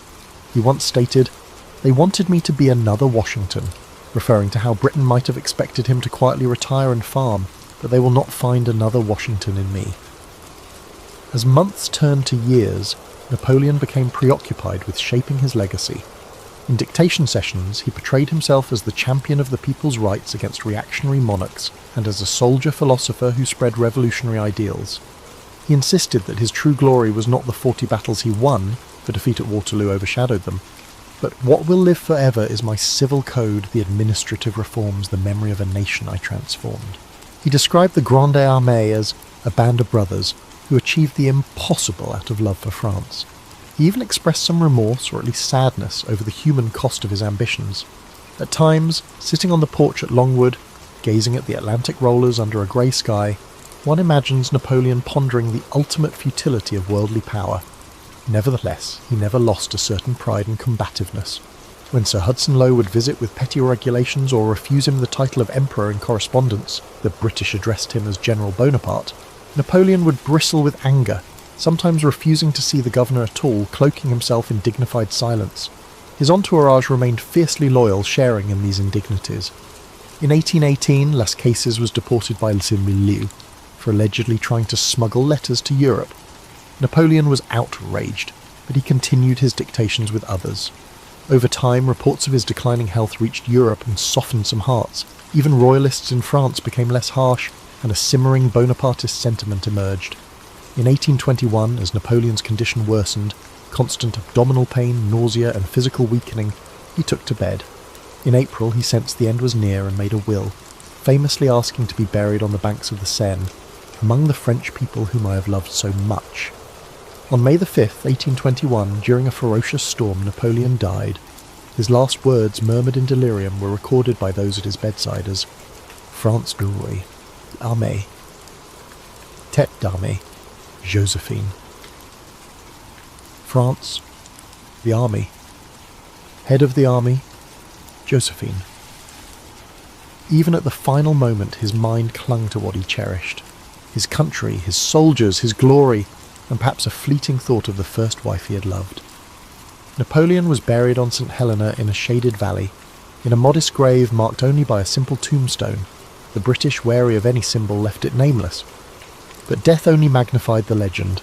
Within years, memoirs like the Memorial of St. Helena spread across Europe, painting Napoleon as a romantic hero and martyr of sorts, the great man undone by fate and the malice of lesser men. The term Napoleon complex would come to describe not psychological height issues, but the complexity of his historical image. Tyrant or enlightened ruler, military genius or reckless conqueror. In 1840, as political tides changed in France, King Louis-Philippe obtained permission to bring Napoleon's remains home. In a grand state ceremony, Napoleon's body was exhumed, found remarkably well preserved. and transported to Paris. Lined by hundreds of thousands of silent onlookers, his coffin passed under the Arc de Triomphe, that monument he commissioned at the height of his power, and he was finally laid to rest with full honours in a red porphyry sarcophagus at Les Invalides. France thus symbolically reconciled with her prodigal son. He described the Grande Armée as a band of brothers who achieved the impossible out of love for France. He even expressed some remorse, or at least sadness, over the human cost of his ambitions. At times, sitting on the porch at Longwood, gazing at the Atlantic rollers under a grey sky, one imagines Napoleon pondering the ultimate futility of worldly power. Nevertheless, he never lost a certain pride and combativeness. When Sir Hudson Lowe would visit with petty regulations or refuse him the title of Emperor in correspondence, the British addressed him as General Bonaparte, Napoleon would bristle with anger, sometimes refusing to see the governor at all, cloaking himself in dignified silence. His entourage remained fiercely loyal, sharing in these indignities. In 1818, Las Cases was deported by le Milieu for allegedly trying to smuggle letters to Europe. Napoleon was outraged, but he continued his dictations with others. Over time, reports of his declining health reached Europe and softened some hearts. Even royalists in France became less harsh, and a simmering Bonapartist sentiment emerged. In 1821, as Napoleon's condition worsened, constant abdominal pain, nausea, and physical weakening, he took to bed. In April, he sensed the end was near and made a will, famously asking to be buried on the banks of the Seine, among the French people whom I have loved so much. On May the 5th, 1821, during a ferocious storm, Napoleon died. His last words, murmured in delirium, were recorded by those at his bedside as France d'Armée, Armée, Tête d'Armée, Josephine. France, the army, head of the army, Josephine. Even at the final moment, his mind clung to what he cherished. His country, his soldiers, his glory, and perhaps a fleeting thought of the first wife he had loved. Napoleon was buried on St. Helena in a shaded valley, in a modest grave marked only by a simple tombstone. The British, wary of any symbol, left it nameless. But death only magnified the legend. Within years, memoirs like the Memorial of St. Helena spread across Europe, painting Napoleon as a romantic hero and martyr of sorts, the great man undone by fate and the malice of lesser men. The term Napoleon complex would come to describe not psychological height issues, but the complexity of his historical image. Tyrant or enlightened ruler, military genius or reckless conqueror. In 1840, as political tides changed in France, King Louis-Philippe obtained permission to bring Napoleon's remains home. In a grand state ceremony, Napoleon's body was exhumed, found remarkably well preserved, and transported to Paris. Lined by hundreds of thousands of silent onlookers, his coffin passed under the Arc de Triomphe, that monument he commissioned at the height of his power, and he was finally laid to rest with full honours in a red porphyry sarcophagus at Les Invalides. France thus symbolically reconciled with her prodigal son. And just like that, we've come to the closing of what I think has been the longest story yet to tell. Napoleon Bonaparte's entire history serves as a reminder that brilliance often coexists with obsession, and that unchecked ambition has the power to both reshape the world and unravel it with equal speed. Tonight's story journeyed through every stage of his life, from his obscure Corsican beginnings to the thunderous rise and the final exile in quiet defeat. We uncovered the disorienting scale of his campaigns, the shifting allegiances, and the fragile humans underneath the imperial crown. Don't worry if you're still having trouble falling asleep. We have more stories lined up, each carefully selected to soothe your thoughts and quiet the chaos. I truly love sharing these stories with you and helping you rest. You all deserve deep, peaceful sleep. Now I'll go sit by the fire and sip tea, letting the echoes of history fade into silence. Sweet dreams, my friends, and as always, sleep tight and good night. In the late 17th and early 18th centuries, France was a land of contrasts. By candlelight in a grand chateau's garden, a curious noblewoman listens as a witty philosopher describes the stars above.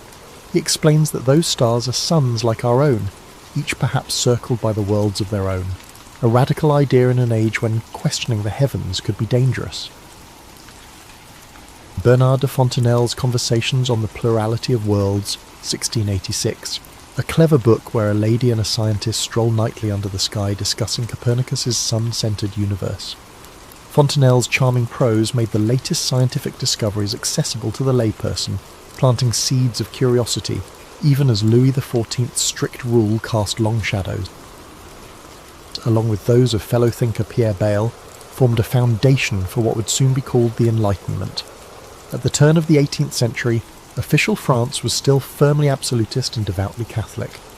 Louis XIV, the Sun King, had revoked the Edict of Nantes in 1685, driving Protestants like Bailey into exile.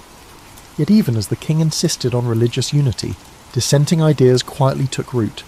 In his Safe Haven Abroad, Bayle wrote a sceptical, historical and critical dictionary, 1697, that poked holes in dogma and advocated tolerance. These volumes, printed in Amsterdam and London, were smuggled over the borders in barrels of cloth and hidden compartments, finding eager readers in Paris and Lyon. A tradition was beginning. Forbidden ideas could not be easily extinguished.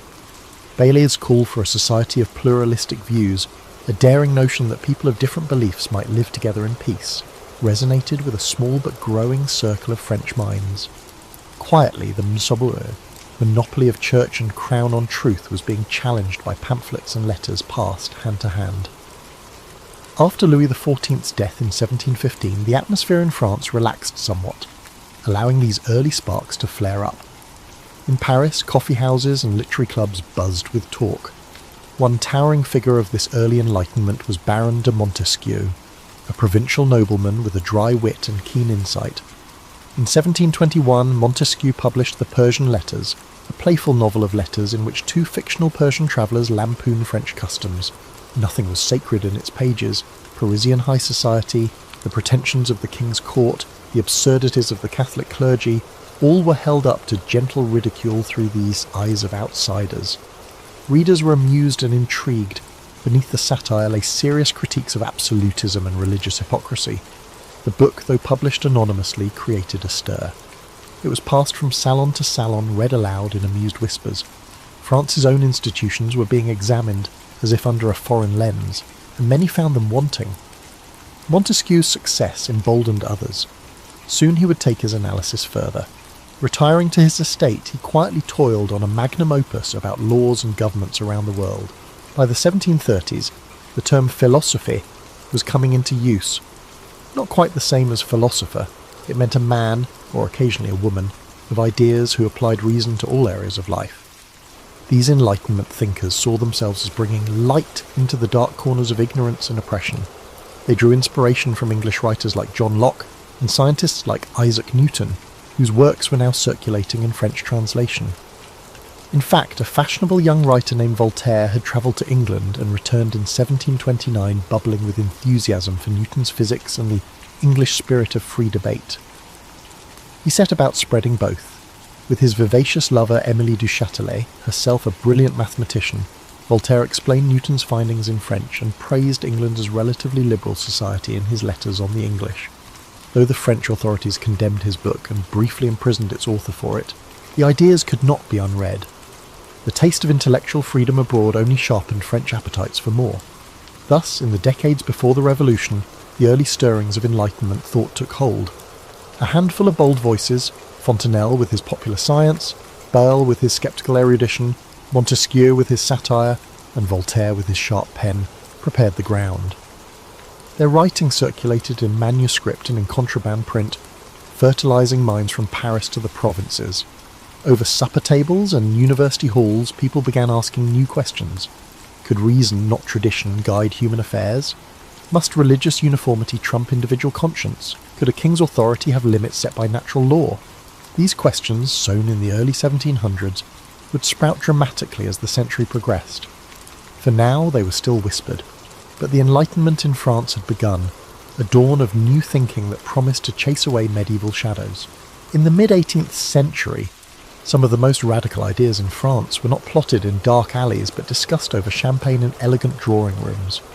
The Parisian salon was a unique institution, part social club, part intellectual seminar, typically hosted by a wealthy or aristocratic woman, the salonière.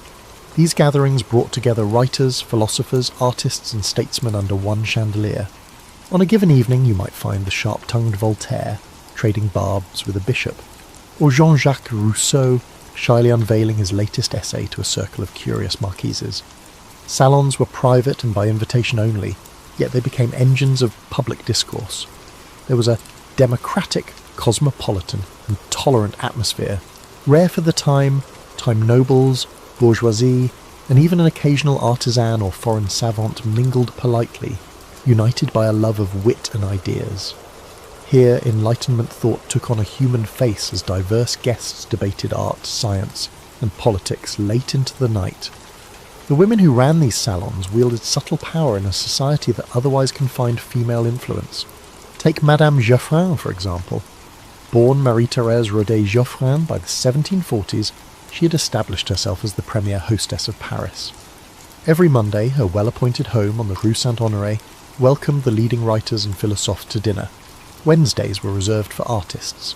With motherly charm, Madame Geoffrin presided over the conversation, tactfully steering away from overly explosive topics so as to keep the gathering convivial. She even provided financial support to struggling men of letters, quietly paying debts or buying paintings from her artist guests. The respect she commanded was such that even the crusty Voltaire deferred to her. In her salon one had to follow certain rules. Wit was appreciated, but vulgarity was not. Lively debate was welcome, but shouting and personal attacks were frowned upon. Under her guidance, the tone remained civil, clever, and enlightening, a model of the refinement of manners and speech that salons originally aimed for. Other salonières adopted different styles. Madame de Du-Deffand, an older contemporary of Geoffrin, hosted gatherings from 1745 onward, but famously disdained the more radical philosophe, except for Voltaire, whom she adored. Her salon favoured high society gossip and classical letters over bold new philosophy. In contrast, the witty Mademoiselle Julie de Lespinasse ran a more freewheeling salon in the 1770s. Julie had been tutored in the art by Madame du Deffand until a falling out, and, with a small stipend from Madame Geoffrin, struck out on her own. She innovated by opening her home almost every evening to a select but mixed company. Young intellectuals, older statesmen and foreign visitors. Nibbles and wine were served, nothing lavish, but the talk flowed. One frequent guest, the writer Jean-François Marmontel, marvelled at Julia's ability to inspire frank discussion. He described her as an astonishing compound of reason and wisdom, with the liveliest mind and most ardent soul. Under her edifice, philosophers from diverse generations convened and exchanged ideas, while even the poorest scholars were welcome to express their thoughts. Such inclusion was unusual. In many salons, one's rank and attire still mattered, but Julia de Lespinasse proved that intellectual passion could trump pedigree. A typical salon evening might unfold like this. As dusk fell, a liveried footman admitted guests to a candle-lit parlour decorated with art. Gentle music played in the next room. Elegant women in silks and men in embroidered coats formed small clusters, exchanging news and bons mots. The hostess circulated, deftly introducing a young poet to a renowned scientist or drawing a shy scholar into a lively debate about the latest play. Conversation was the main event. A good salon guest had something to bring to this conversation, at the very least wit and elegant French. A rising dramatist might recite a scene from his new comedy, met with applause and gentle critique. A visiting American like Benjamin Franklin might regale the company with tales of scientific experiments with lightning. Serious discussions could break out, the merits of Voltaire's newest tract or Rousseau's eccentric theories on education. But if tempers flared or someone droned on too long, the hostess would smoothly change the subject or propose a diversion, perhaps a brief chamber music performance or a round of cards. The result was a peculiar mix of ludic and learned. By evening's end, ideas that might have been seditious in print could be bandied about safely in the salon, cushioned by politeness and mutual respect. The salon thus served as an incubator for Enlightenment ideas. It connected thinkers to patrons. Many an author found a publisher or a financier through salon contacts.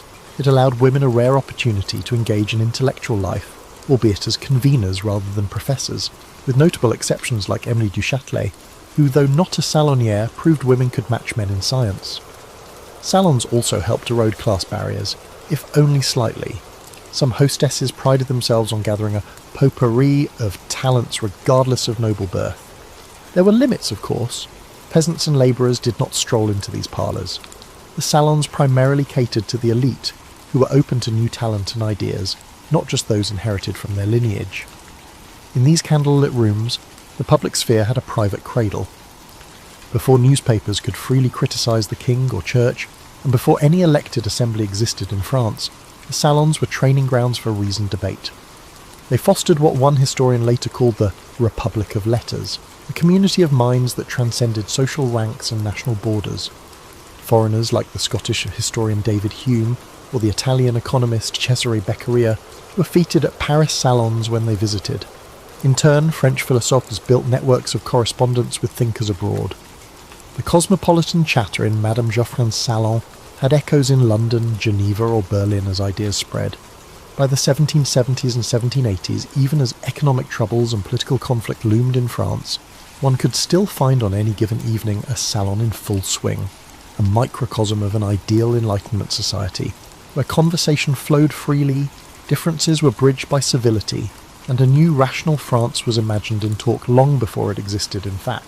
By the middle of the 18th century, the written word in France was undergoing an explosive proliferation. In bustling Parisian print shops and in secret presses hidden in attics or across the border, printers churned out mountains of paper, books, pamphlets, journals, broadsides.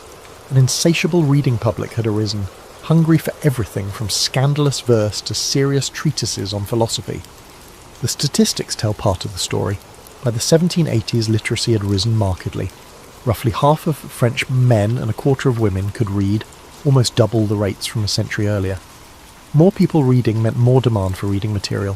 Where the state or the church tried to censor or limit that material, enterprising publishers found ways to supply it regardless. A veritable underground press emerged, and with it a new kind of intellectual warrior, the hack writer and the clandestine bookseller. Together they would spread Enlightenment ideas to every corner of France, even as authorities scrambled to stem the tide.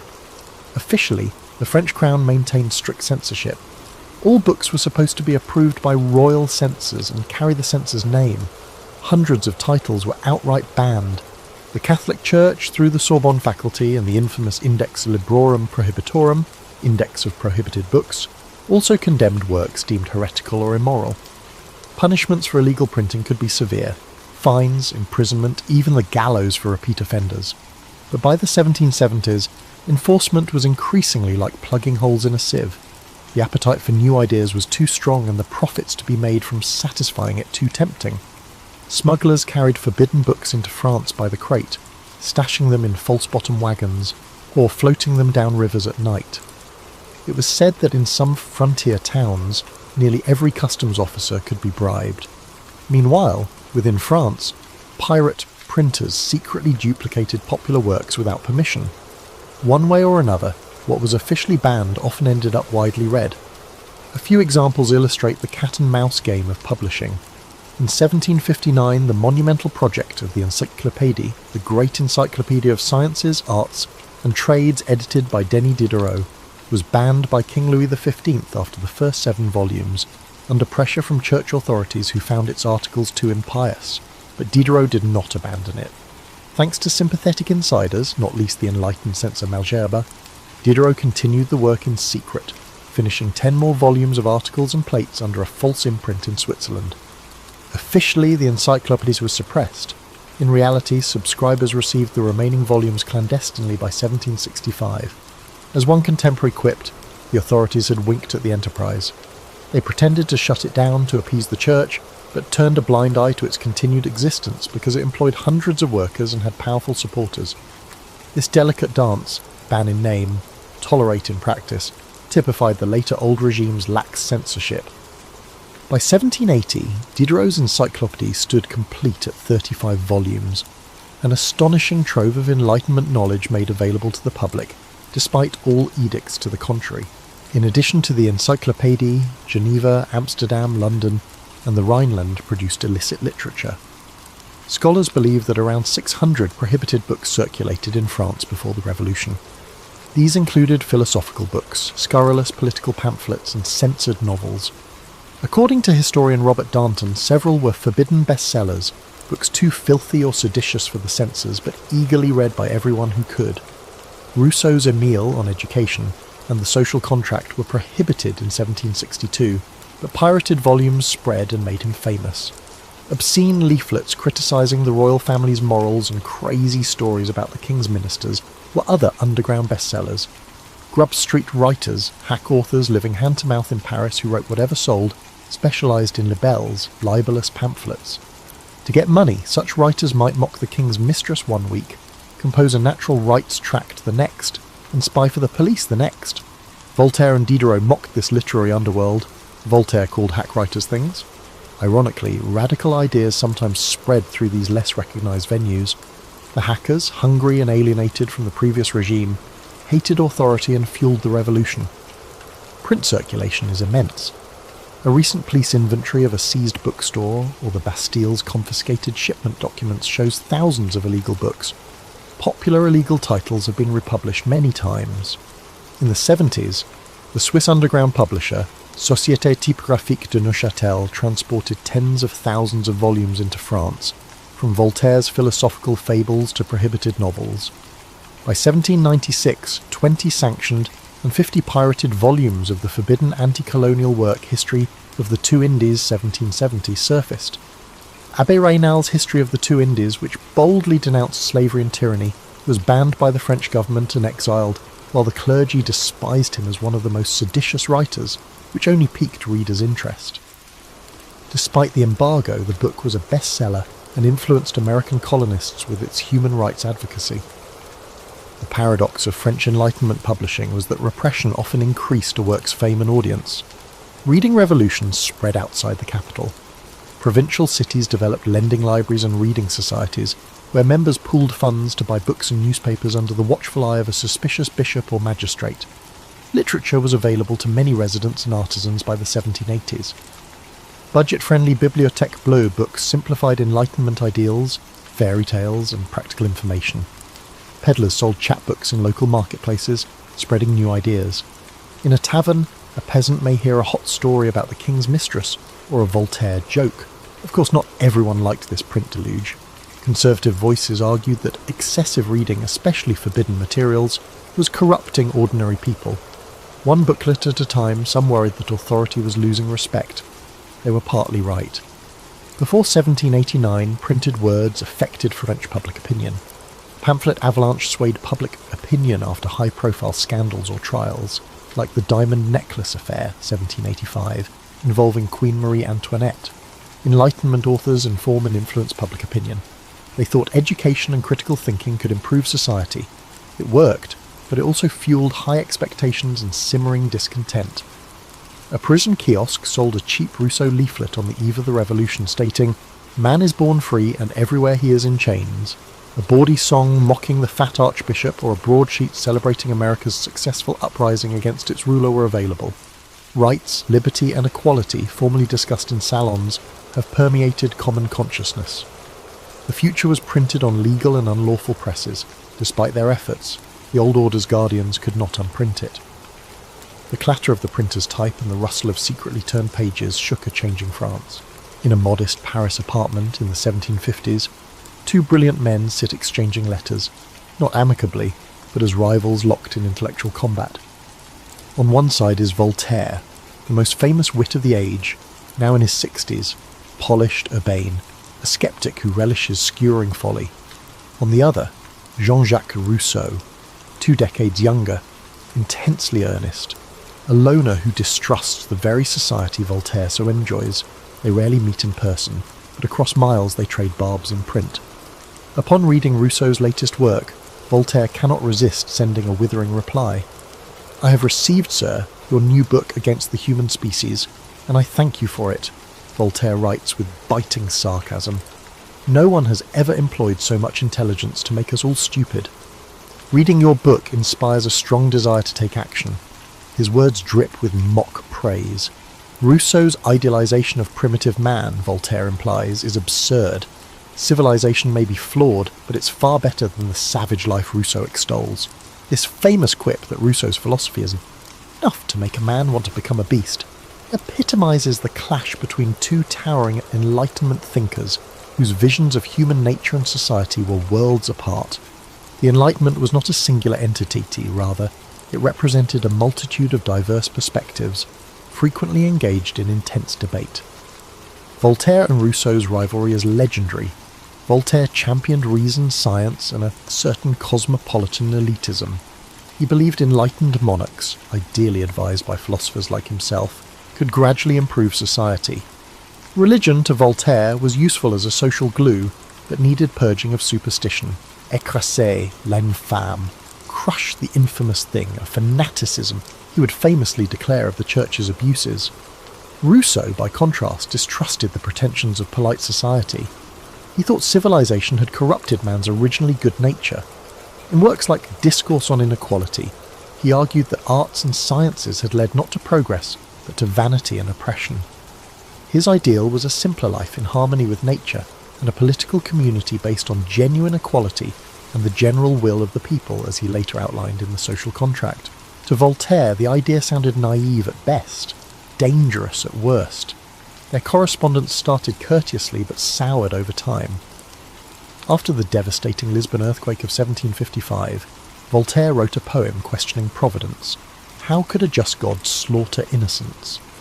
Rousseau oddly rebuked Voltaire, saying people should not question God's plan, and that if men didn't live packed in cities, the quake would do less harm.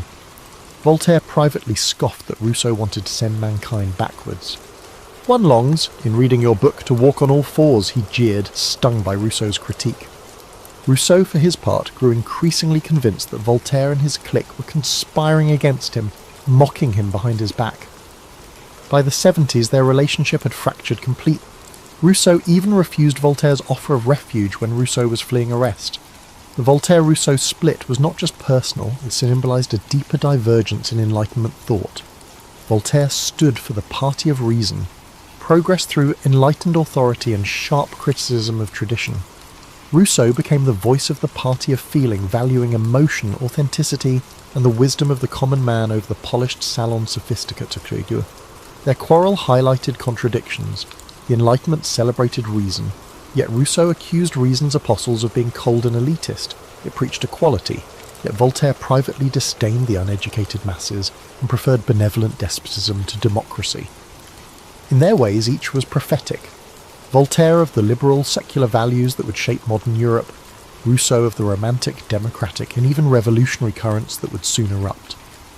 It's fitting that both men died in 1778, a decade before the Revolution, almost as if fate meant to clear the stage for the drama to come.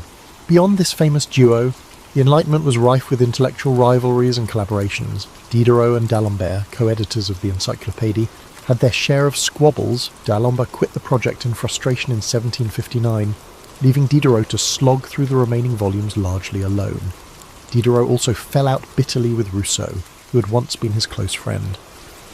Diderot and Baron de Holbach welcomed Rousseau as a kindred spirit in the 1740s, but as Rousseau's ideas diverged and his paranoia grew, he came to believe Diderot had portrayed him negatively in a satirical play. Their friendship collapsed, illustrating how personal slights could fracture even those working for the same broad cause.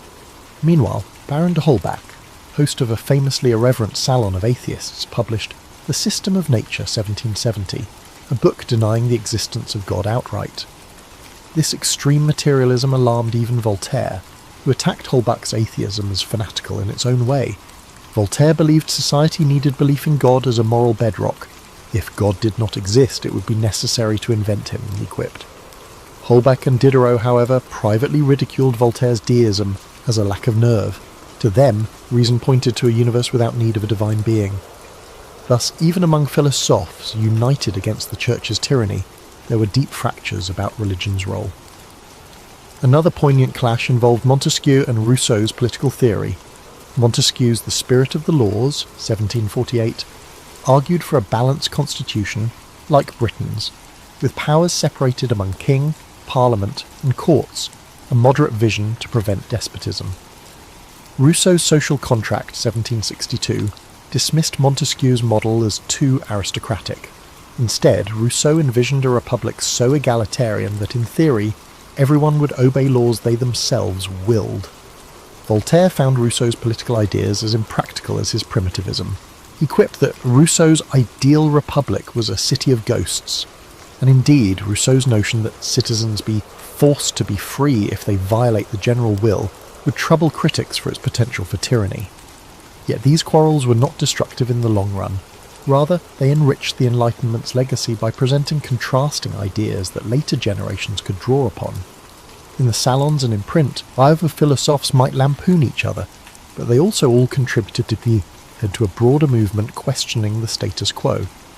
Occasionally the debates got personal and nasty. Pamphlets full of character assassination flew about. Voltaire was a master of the artful insult. When a pompous critic, the Abbé Desfontaines, attacked him, Voltaire retaliated by portraying Desfontaines as a criminal and a fool in a biting satire, effectively destroying the man's reputation. Rousseau too lashed out. In his later years, he wrote withering letters accusing former friends of treachery. Still, these human dramas had larger consequences. The sharp exchanges clarified differences in thought. What was the best form of government? The true foundation of morality? What is the role of religion? Through argument, the philosophy refined their positions. By the 70s, a new generation was emerging too.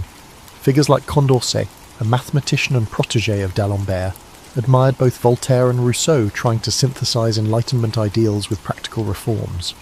Condorcet would advocate for the abolition of slavery and women's rights, pushing the Enlightenment's egalitarian logic further than his predecessors dared. Meanwhile, the rifts among the older philosophers presaged splits in the coming revolution. Aristocratic liberals versus radical democrats, deists versus atheists, and pragmatists versus idealists. The Enlightenment was not one sun but a constellation, with Voltaire and Rousseau as two bright stars often in eclipse of each other. Their clashes, bitter though they were, gave the era much of its dynamism. The salon gossip about Voltaire versus Rousseau was the talk of intellectual Europe.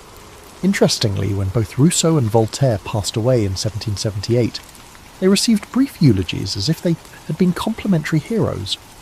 Within a few years, the French Revolution would enshrine them by interring both their ashes in the Panthéon in Paris, Voltaire in 1791, Rousseau in 94, symbolically reconciling the two in the Republic of Posterity. France, it turned out, would need both Voltaire's razor wit and Rousseau's passionate cry for freedom as it hurtled toward a new age. The Palace of Versailles courtyard was packed on a sunny September afternoon in 1783, with eyes fixed on the sky. Two provincial brothers, the Montgolfier brothers, were ready to attempt the first hot air balloon flight by the living creatures in front of King Louis XVI and Queen Marie Antoinette. A sheep, duck and rooster were placed into a wicker basket under a taffeta balloon at the sound of a cannon. A second cannon fire announced release. As the balloon gracefully climbed 600 metres, tens of thousands of people gasped. It carried its barnyard aeronauts through the heavens for 8 minutes. Royal biologists quickly examined the animals, which were alive and eating hay, after it softly landed a few kilometres away. The audience applauded. The king was thrilled, albeit the inventors deftly avoided his suggestion to use convicted felons as test passengers. More than amusement, this balloon flight symbolised the Enlightenment's faith in science and reason to expand the conceivable. That moment, even the ancient dream of flight seemed possible. Ingenuity and experimentation had turned imagination into reality before the French public. French Enlightenment science pervaded daily life and great politics. Savants, learned men, and a few women, who passionately studied nature, rose in the 18th century. They studied chemistry, anatomy, botany, astronomy, and electrical. Importantly, they sought practical social reforms. The former Royal Academy of Sciences in Paris was full of experiments. Antoine Lavoisier, a rich Parisian tax officer who loved chemistry, discovered oxygen's role in combustion and established the idea of mass conservation. Lavoisier and his wife Marie, who illustrated and took notes, measured gases and metals with astonishing precision in their home laboratory. He proved that rusting metal gains weight by mixing with airborne oxygen, disproving the phlogiston idea. Such work paved the way for modern chemistry. Lavoisier was a systematic, empirical Enlightenment savant who felt knowledge should advance humanity. Outside the lab, he improved France's gunpowder industry, helping the military, and agricultural research to boost yields. Science historically clashed with religious theology, but by mid-century many clergy were fascinated by it. After the Galileo episode a century earlier, the Church was cautious. Jesuit instructors in France adjusted Cartesian and Newtonian principles. Still, tensions grew. In the 1770s, the Comte de Buffon, the king's naturalist, proposed that the world may be far older than the Bible's 6,000 years. Paris's Faculty of Theology forced him to include a pious disclaimer in his book. Enlightenment science favoured natural explanations above magical ones, contrary to traditional beliefs. Many devout Christians saw scientific findings as proof of God's laws. Medicine and public health were where science and belief intersected most. The introduction of smallpox inoculation, a predecessor to vaccination, was noteworthy. Millions, including royalty, pindurized or scarred by smallpox.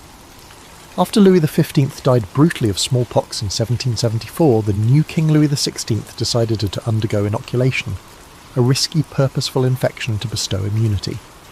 Marie Antoinette supported it. Parisian milliners produced the pouf à l'inoculation, a hairdo with symbols of medicine and victory, a serpent-entwined rod, a rising sun for the king, and an olive branch for peace, to commemorate the royal inoculation's success. Fashion and science were linked. The pouf made inoculation look cool and calm public worries. After the monarchy's high-profile sponsorship, what many considered a dubious, possibly impious activity, deliberately infecting someone, gained legitimacy. It was the moment when empirical knowledge, inoculation success in England and the Ottoman Empire, triumphed superstition. People's veins were filled with Enlightenment notions. Enlightenment science influenced common devices and advances. The elite enjoyed mechanical and scientific exhibitions.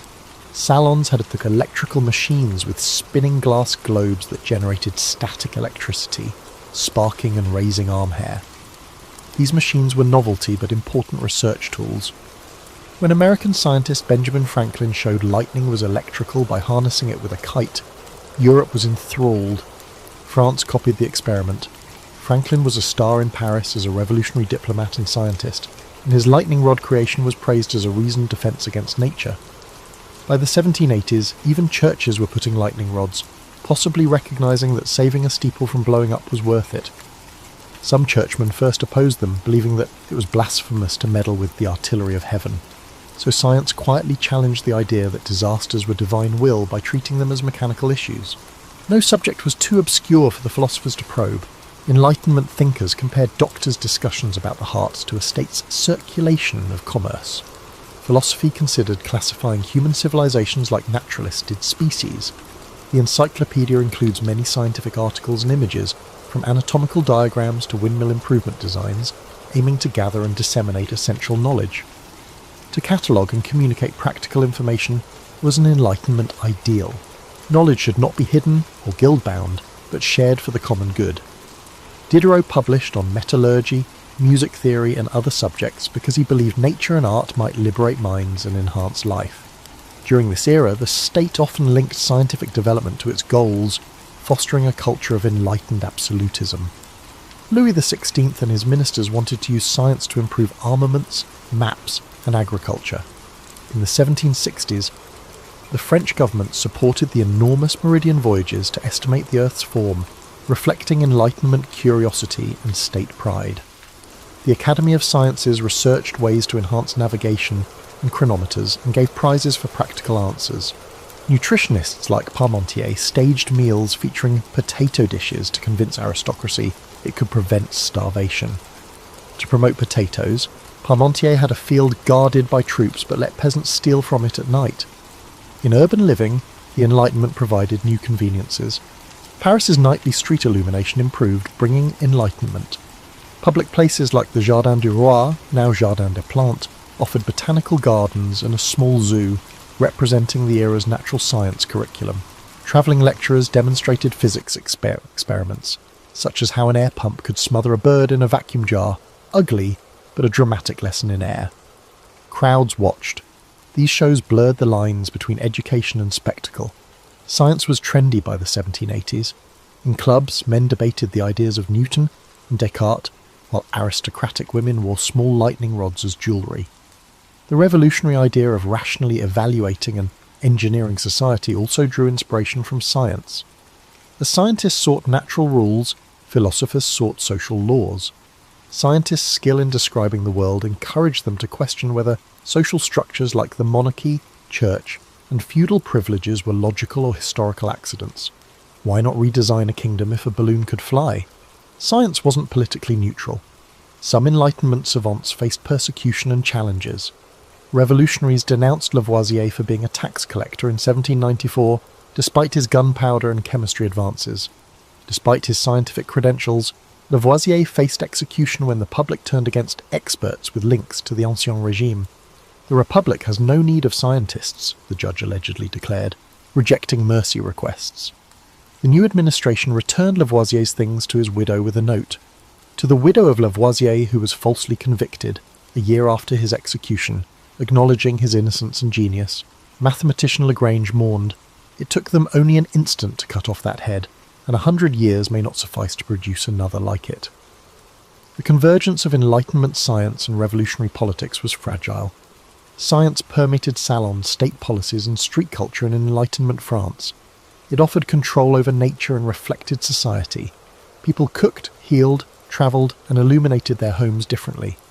It also influenced their thinking by encouraging them to believe that empirical observation and reason could explain and improve the natural and human world. They would put this optimism to the test, but it held significant power. The Montgolfier balloon soaring to cheers at Versailles showed how knowledge may lift humanity. Once a place of gods and mystery, the sky today hosted human achievement. Everything appeared possible currently, and a social and political revolution was about to happen, spurred in part by Enlightenment science's confidence and inquisitive attitude. Toulouse experienced a horrible scene that exemplified the Enlightenment's fight against injustice in 1762. The cruel wheel punishment sentenced Protestant merchant Jean Calas to death for the murder of his son, who was reportedly converting to Catholicism. Calas claimed innocence, but anti-Protestant sentiment decided his fate. He suffered and maintained his innocence until death. Voltaire learned about this injustice at his Ferney house. The famous philosopher was outraged. I believe it's in everyone's interest to study this topic, which some may consider the apogee of fanaticism. Voltaire wrote, "To ignore such a thing is to abandon humanity." Voltaire pursued Calas's vindication and the diligent judge's prosecution. He wrote to powerful people, authored a treatise on tolerance, 1763, and stirred popular support for religious freedom. After years of struggle, Voltaire succeeded. In 1765, the King's Council in Paris overturned Calas's sentence and exonerated him posthumously. This victory of reason over bias was applauded by Europe and the age Voltaire. The Calas scandal proved that the monarchs could be swayed to right a wrong, advancing Enlightenment religious tolerance and legislative change. Voltaire's "Écraser l'infâme," crush the infamous thing, inspired the philosophes. Religieux-Bigotry's superstition and priests' misuse of authority were his concerns, not religion itself. Numerous examples enraged the philosophie. 1766 saw the execution of 19-year-old aristocrat Chevalier de la Barre for impiety for not removing his hat during a religious procession and defacing a crucifix. The authorities fastened Voltaire's philosophical dictionary to La Barre's burning body, blaming Enlightenment principles for teenage irreverence. Voltaire, outraged at La Barre's execution, wrote harshly about the cruelty and stupidity of it. These events led philosophes to strengthen their attacks on the Catholic Church and the absolute monarchy with its nobility as oppressors. Enlightenment ideas held the monarchy and religion accountable to reason, justice, and human rights. In the 70s, old regime criticism, previously nuanced and typically articulated through satire or foreign tales, became bolder. Montesquieu questioned absolute monarchy by praising England's equilibrium. Some went further. Rousseau's Social Contract, 1762, opens with the bold claim, "Man is born free, and everywhere he is in chains," attacking royal and noble privileges. Rousseau believed that sovereignty was with the people, that laws should represent the public will, and that aristocratic titles were illogical. Secret copies of the banned and destroyed book disseminated its ideas quickly. In later works, Diderot focused on colonialism and slavery and suggested that oppressed people should rise up. Raynal and Diderot's popular History of the Two Indies predicts a slave insurrection and the fall of European authority overseas. That conversation exploded.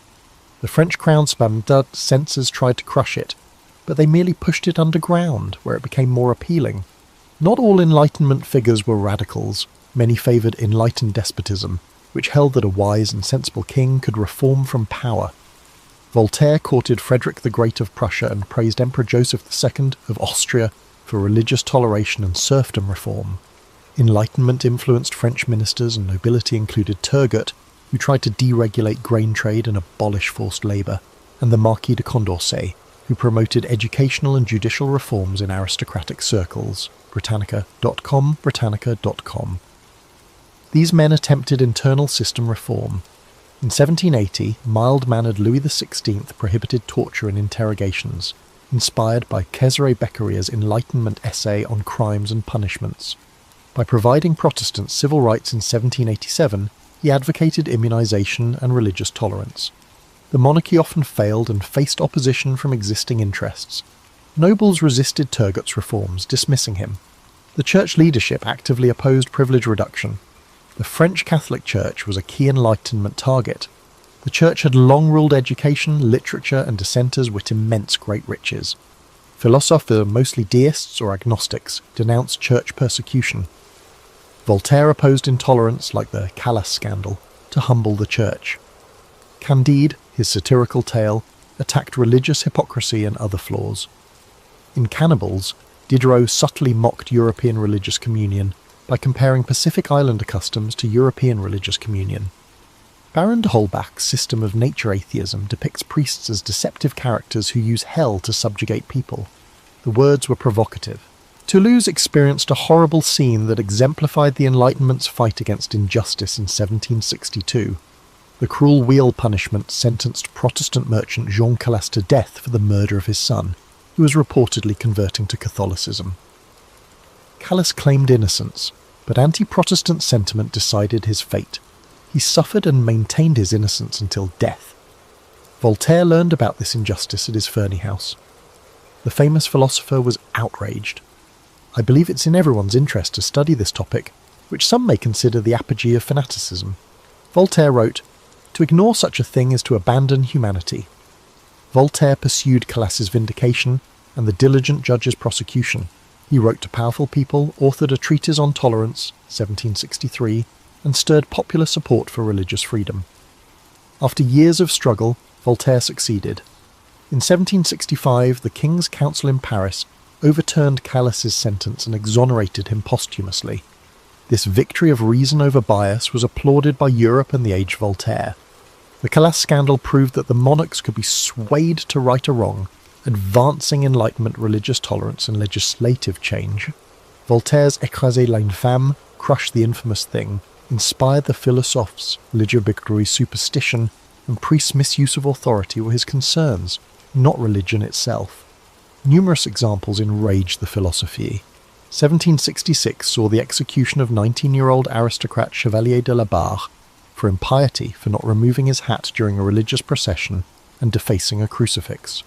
The authorities fastened Voltaire's philosophical dictionary to La Barre's burning body, blaming Enlightenment principles for teenage irreverence. Voltaire, outraged at La Barre's execution, wrote harshly about the cruelty and stupidity of it. These events led philosophes to strengthen their attacks on the Catholic Church and the absolute monarchy with its nobility as oppressors. Enlightenment ideas held the monarchy and religion accountable to reason, justice, and human rights. In the 70s, old regime criticism, previously nuanced and typically articulated through satire or foreign tales, became bolder. Montesquieu questioned absolute monarchy by praising England's equilibrium. Some went further. Rousseau's Social Contract, 1762, opens with the bold claim, "Man is born free, and everywhere he is in chains," attacking royal and noble privileges. Rousseau believed that sovereignty was with the people, that laws should represent the public will, and that aristocratic titles were illogical. Secret copies of the banned and destroyed book disseminated its ideas quickly. In later works, Diderot focused on colonialism and slavery and suggested that oppressed people should rise up. Raynal and Diderot's popular History of the Two Indies predicts a slave insurrection and the fall of European authority overseas. That conversation exploded. The French crown Spamdud censors tried to crush it, but they merely pushed it underground, where it became more appealing. Not all Enlightenment figures were radicals. Many favoured enlightened despotism, which held that a wise and sensible king could reform from power. Voltaire courted Frederick the Great of Prussia and praised Emperor Joseph II of Austria for religious toleration and serfdom reform. Enlightenment-influenced French ministers and nobility included Turgot, who tried to deregulate grain trade and abolish forced labour, and the Marquis de Condorcet, who promoted educational and judicial reforms in aristocratic circles. Britannica.com. These men attempted internal system reform. In 1780, mild-mannered Louis XVI prohibited torture and interrogations, inspired by Cesare Beccaria's Enlightenment essay on crimes and punishments. By providing Protestants civil rights in 1787, he advocated immunization and religious tolerance. The monarchy often failed and faced opposition from existing interests. Nobles resisted Turgot's reforms, dismissing him. The church leadership actively opposed privilege reduction. The French Catholic Church was a key Enlightenment target.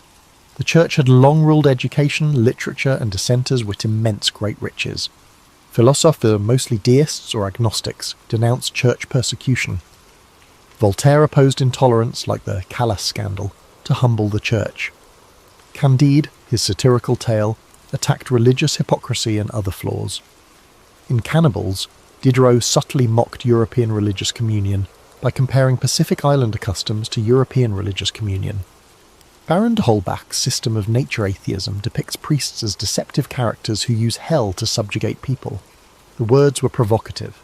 The mathematician, philosopher, and liberal nobleman Marquis de Condorcet died in a dismal Bourg-la-Reine jail cell in August of 1794.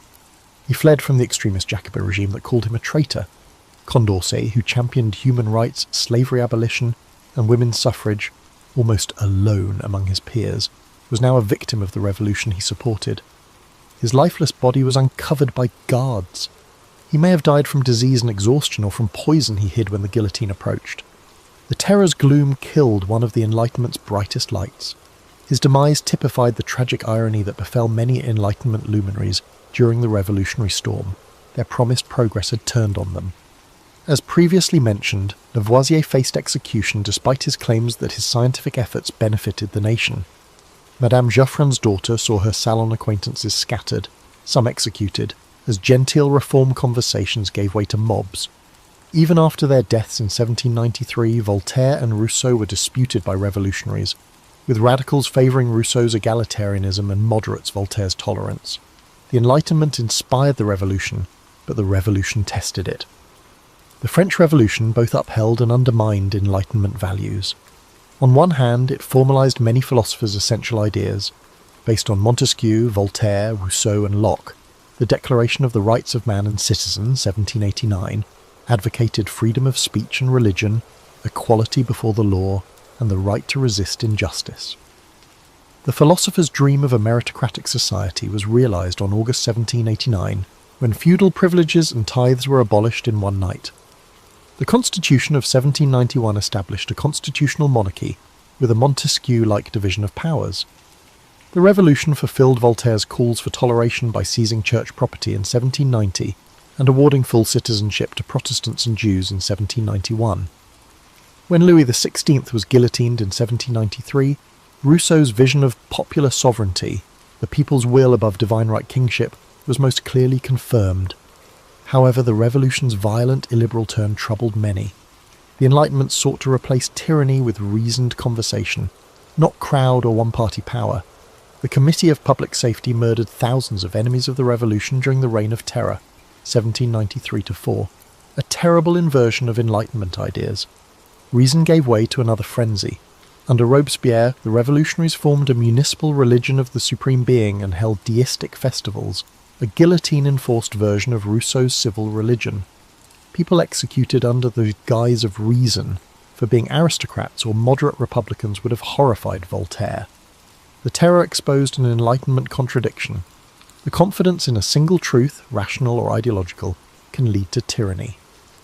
Philosophers like de Holbach and Helvetius were as intolerant of religious people as atheists. The revolution showed how abstract enlightenment may become dogmatism.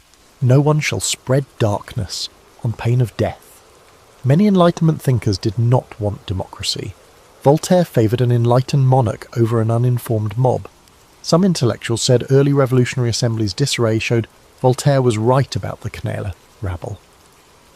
Before his 1784 death, Diderot had become pessimistic, arguing that despotism might only cease when the last monarch was strangled with the last priest's entrails, a dismal hyperbole the revolutionaries half-jokingly repeated. Diderot probably wouldn't have celebrated the 1793 mass guillotining. Philosophers had not solved how to justly implement principles. This gap existed between theory and practice. Enlightenment supporters faced social contradictions. Few addressed women's condition directly, although they promised equality. Though a proponent of democracy, Rousseau believed women should be educated exclusively to please men and stay at home, contrary to Olympe de Gouges and Condorcet, who authored an essay in 1790 advocating for women's political rights. After writing a Declaration of the Rights of Woman, the revolutionary authority guillotined de Gouges. The Enlightenment fraternity had excluded their sisters from universal rights. There was division among Enlightenment views on race and slavery. Some, like Diderot and Condorcet, strongly criticised slavery as against natural law. The 1788 Society of Friends of the Blacks, founded by Enlightenment-influenced men, sought abolition. Others, like Voltaire, criticised the slave trade in the abstract but made racist statements and invested in colonial corporations. Enlightenment, universal human nature battled with pseudo-scientific racism, ironically, a consequence of species classification. The revolution abolished slavery in 1794 after a massive slave insurrection in Saint-Domingue, Haiti, but Napoleon reinstalled it. Ideal and reality differed. Relationship between intellect and emotion was another tension. Rousseau noted that humans are not rational, but the Enlightenment praised reason. The revolution showed that passions, anger at injustices, desire for vengeance, hope for glory, drive events more than academic treatises. Romanticism, a 19th century counterattack, accused the Enlightenment of disregarding the heart, tradition and faith. Edmund Burke in England and Joseph de Maistre in France held the philosophes unfairly responsible for the revolution's bloodshed by unmooring society from traditional institutions.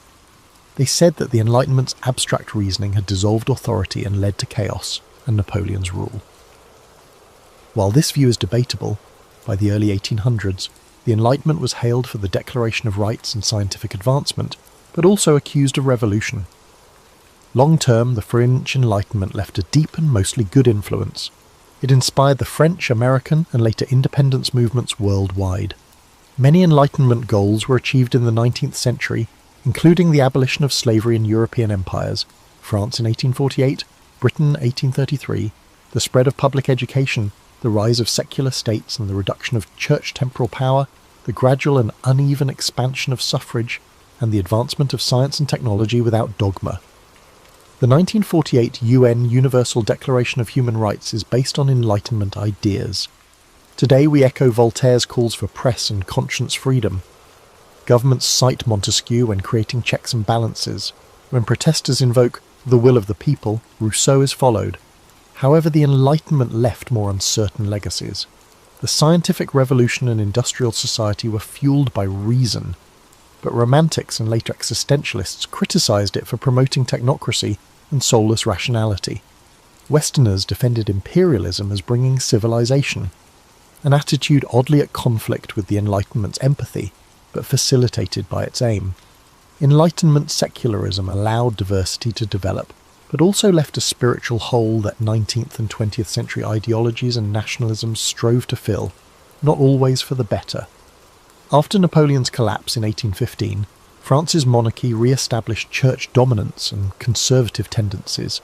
Intellectual life had changed, thus the genie could not be put back. French politics alternated between liberal and conservative in the mid-19th century, but Enlightenment ideas set the standard. Even conservatives had to justify themselves in terms of logical government and national interest, not divine authority. France will officially divorce church and state in 1905, fulfilling the philosophes' aim of a secular republic based on liberté, égalité, fraternité. Enlightenment principles filtered through revolutionary experience. The French Enlightenment did not finish neatly in 1789. The revolution was chaotic and its aftermath complicated. Perhaps that emphasises a last Enlightenment lesson. The movement always understood that human affairs are imperfect and progress zigzags. Diderot observed, "Passions are the only orators that always persuade, conceding that reason, doesn't control the world. Later in life, Voltaire tempered his mockery with appeals for steady improvement, not utopia. Even radical Rousseau cautioned that abrupt upheaval could lead to harsher despotism. Many Enlightenment thinkers realised that enlightenment would be a long-term tense project. Thus the Enlightenment's twilight transformed rather than ended. People called themselves ideologues or intellectuals instead of philosophes in the 19th century, but they inherited the Enlightenment's realm.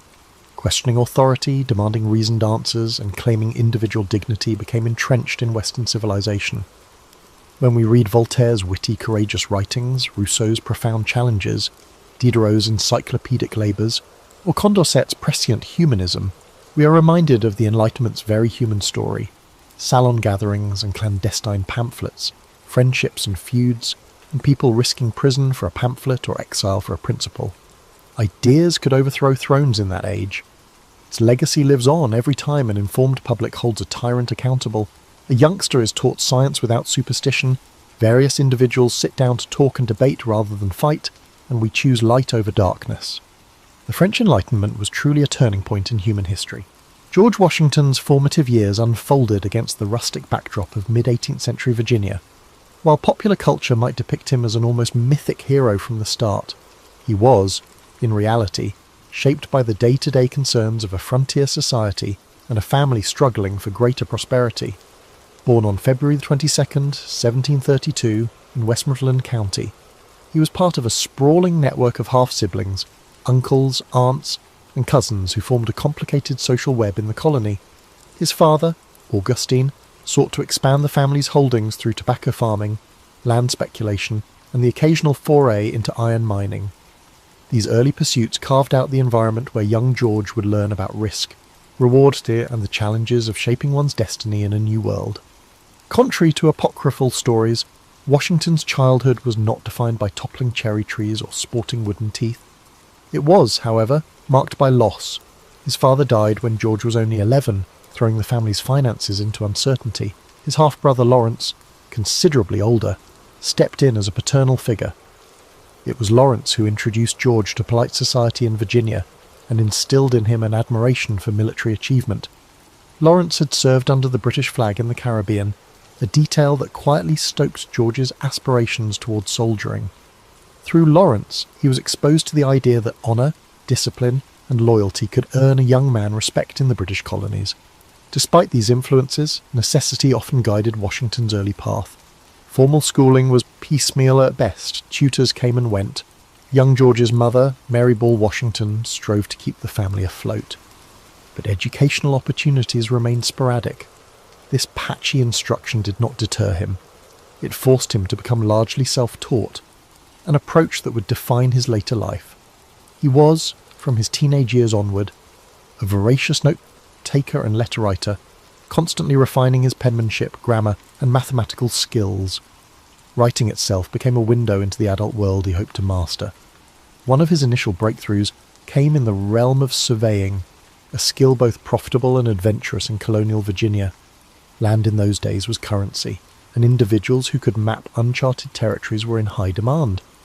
Washington's early forays into the wild frontiers, often in the company of rugged backwoodsmen, introduced him to the complexities of dealing with Native American tribes, unscrupulous land speculators, and the raw challenges of nature. These expeditions were no mere camping trips. Nights spent in crude shelters, rainy days measuring difficult terrain, and the ever-present threat of disease built up his resilience. By the time he turned 17, he had already secured appointments to survey large tracts of land in the Shenandoah Valley, a testament to his growing reputation for diligence. During this phase, Washington also observed firsthand the tensions brewing between French, British, and native interests. The Ohio Valley to the west was a patchwork of claims and counterclaims, with British colonists, French trappers, and indigenous peoples all jostling for control. Though Washington was only a teenager, these experiences lit a spark. If he could prove himself an effective leader, especially in regions where boundaries were contested, he might ascend socially and financially. Colonial Virginia had its share of privileged families, but upward mobility was possible for those who possessed skill, connections, and an unrelenting work ethic. Beyond surveying, Washington's adolescent years were also a period of subtle social schooling. He learned the art of conversation and manners, so important in an era governed by strict codes of honour, by memorising the rules of civility and decent behaviour. This pamphlet, copied diligently in his youthful handwriting, offered guidelines for everything from posture in polite company to showing respect for superiors. Though it might seem quaint now, these rules exemplified the polished veneer that colonial society demanded of any young man aiming to rise in rank. By the time Washington approached adulthood, he was neither a wide-eyed farm boy nor a pampered aristocrat. He was a tall, physically strong young man, comfortable on horseback, capable with a musket, adept at mathematics, and cognizant of how crucial alliances could be. He held quiet ambitions that revolved around land, local military distinction, and acceptance among the elite. But events on the horizon, imperial rivalries that would ignite the frontier, would soon catapult him onto a larger stage. In that transitional zone between surveying in the wilderness and attending genteel dances along the Potomac, George Washington was preparing, without fully knowing it, for trials that would define his future and reshape a continent's destiny. Washington's transformation from a surveyor to a soldier was not the result of random events or a meticulously planned strategy. It was, instead, triggered by the turbulent geopolitics of the mid-18th century. At the time, the British and French empires vied for dominance over North America's lucrative territories. The frontier regions of the Ohio Valley, thick with forests and fur-bearing wildlife, became a flashpoint for competing claims. Indigenous nations, far from passive onlookers, leveraged these rivalries in pursuit of their interests, forging and breaking alliances as circumstances demanded. In 1753, Virginia's Lieutenant Governor, Robert Dinwiddie, sought someone intrepid and resourceful to deliver a warning to French forces building forts near the forks of the Ohio. The young George Washington, then just 21, volunteered. This mission would catapult him into international intrigue, for which he had limited formal training. Undeterred, he set off with a small party in wintry conditions, navigating difficult terrain and uncertain receptions. He reached the French outpost and handed over Dinwiddie's demand that they abandon their incursion. The French officers responded politely but refused to budge. Washington's return journey was harrowing. He nearly drowned crossing an icy river, only surviving by grabbing onto a piece of driftwood and hauling himself onto a small island. Yet that near-fatal ordeal did little to shake his resolve. Upon returning to Williamsburg, he penned a report detailing his observations. The account, published and widely distributed, burnished Washington's name. His straightforward prose, describing the hazards of the journey and the French refusal to retreat, resonated with colonists hungry for news and British officials eager for evidence of French defiance. Washington emerged from anonymity, suddenly recognised as a figure capable of undertaking difficult assignments at the Empire's margins. Not long afterward, Dinwiddie promoted him and dispatched him back to the frontier with a modest force to secure strategic points. In 1754, tensions erupted into outright conflict at a site Washington hastily fortified and named Fort Necessity. An attack by French and indigenous allies forced him to surrender under humiliating conditions. The engagement, while a setback militarily, taught Washington sobering lessons about leadership, discipline, and the unpredictability of war. The British press twisted the episode in contradictory ways. Some painted him as a plucky colonial undone by minimal support, others as a foolhardy officer stumbling into a larger conflict. Amid this swirl of opinions, Washington's internal drive to prove himself only intensified. Soon, the conflict expanded into what Europeans would call the 7 Years' War, and Americans would dub the French and Indian War. Washington served as a provincial officer under General Edward Braddock, a British commander charged with seizing French forts. French troops and their indigenous allies ambushed British forces during the disastrous Braddock expedition near the Monongahela River in 1755, decimating them. In the chaos, Washington distinguished himself by rallying survivors and organising a fighting withdrawal. Though he was beset by illness and almost had multiple horses shot from under him, he emerged from the carnage with a reputation for courage under fire. Yet, for all his valour, Washington grew frustrated with British arrogance toward colonial officers. He witnessed British regulars disregarding local intelligence and ignoring suggestions from men like himself who knew the frontier. This snobbery, combined with logistical incompetence, fueled deep resentments. He realised that colonial troops often received second-class treatment, lesser pay, and fewer provisions. This personal exposure to British condescension would later shape his willingness to challenge imperial authority, though that moment lay years ahead. By the war's end, Washington had resigned his commission and returned to Mount Vernon, the estate he inherited following Lawrence's death. The war had left him with real combat experience and the seeds of an emerging identity, part loyal British subject, part colonial leader increasingly sceptical of imperial attitudes. Over the ensuing decade, he would focus on his plantations, dabble in local politics, and marry Martha Dandridge Custis, a wealthy widow whose fortune helped shore up his finances.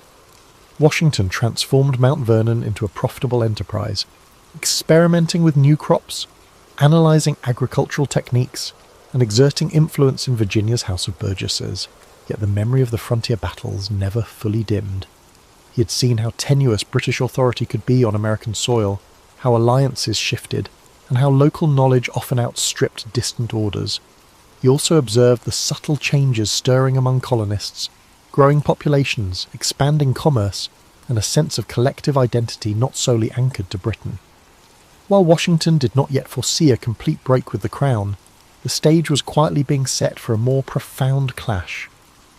Looking back, his French and Indian War experiences were something of a dress rehearsal, granting him the on-the-ground insights that would prove indispensable in the larger crisis looming on the horizon. Following the French and Indian War, Washington spent the 1760s and early 1770s deeply immersed in the rhythms of plantation life at Mount Vernon, managing labour, maintaining his reputation as a local squire, and serving intermittently in the Virginia House of Burgesses occupied much of his time. He meticulously oversaw the cultivation of crops, initially tobacco, later diversifying into wheat and other staples, adapting to market trends and soil conditions, but economic security remained tenuous. British trade regulations, shipping monopolies, and mercantile restrictions often pinched colonial planters. Washington found himself confronting debts, currency shortages, and a constraining imperial bureaucracy that dictated how goods could be exported or imported.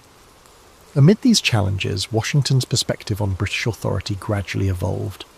Early on, he had desired nothing more than to climb in status within the British imperial framework. He had admired British military traditions and social customs, but he began to see the practical constraints that came with living under a distant parliament that issued edicts without consulting colonial assemblies. The Stamp Act of 1765, imposing taxes on printed materials, galvanised discontent among colonists. Washington, who used legal documents frequently for land transactions, saw the act as a direct affront to local autonomy.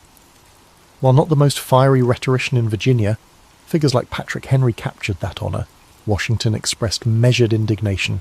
He argued that taxation without representation violated the rights of Englishmen, a stance that resonated among fellow planters, merchants, and small farmers alike. In 1769, the Virginia House of Burgesses responded to new British taxes on glass, paper, paint, and tea by passing resolves condemning these impositions.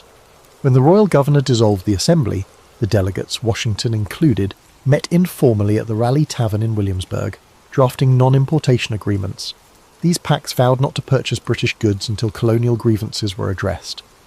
Though not as flamboyant as protests in Boston, these Virginian measures underscored how deeply resentment had taken root among even the more conservative landholding class. Washington's letters from this period reveal a measured but firm tone. He spoke of the encroachments of Parliament and the need for unity among the colonies. Not one to relish public speaking, he employed his reputation as a balanced, pragmatic figure. People listened when Washington spoke because they trusted his sense of responsibility and fairness. Privately, he worried about violence escalating, yet he also felt that the colonies should not yield to intimidation. This blend of caution and resolve was a hallmark of his character. Tensions escalated to a critical level by 1774. The Boston Tea Party and subsequent punitive British measures prompted the formation of the First Continental Congress. Washington was chosen as one of Virginia's delegates, solidifying his role as a national figure rather than just a regional voice. He travelled to Philadelphia, where representatives from across the colonies debated how far to push back against British encroachments. While radicals like Samuel Adams advocated more extreme measures, others sought a compromise or hoped for a restoration of harmonious relations. Washington's presence signalled that Virginia, the largest and most populous colony, was prepared to stand alongside New England in protesting imperial overreach. Washington's military background was not overlooked during those Congress sessions. He was one of the few delegates with first-hand experience in large-scale combat operations. Though overshadowed by the fiery oratory of John Adams or Patrick Henry, he projected a quiet confidence that could unify disparate factions. He seldom took the floor for dramatic speeches, but in committee meetings, delegates consulted him about potential military scenarios if the standoff with Britain escalated. How might a ragtag colonial militia confront the most formidable army in the world? Events soon compelled everyone to take action. In April 1775, the battles at Lexington and Concord unleashed open conflict. British soldiers and colonial militiamen had exchanged shots, and the war was effectively underway. By the time the Second Continental Congress convened, the question was no longer whether to resist militarily, but how.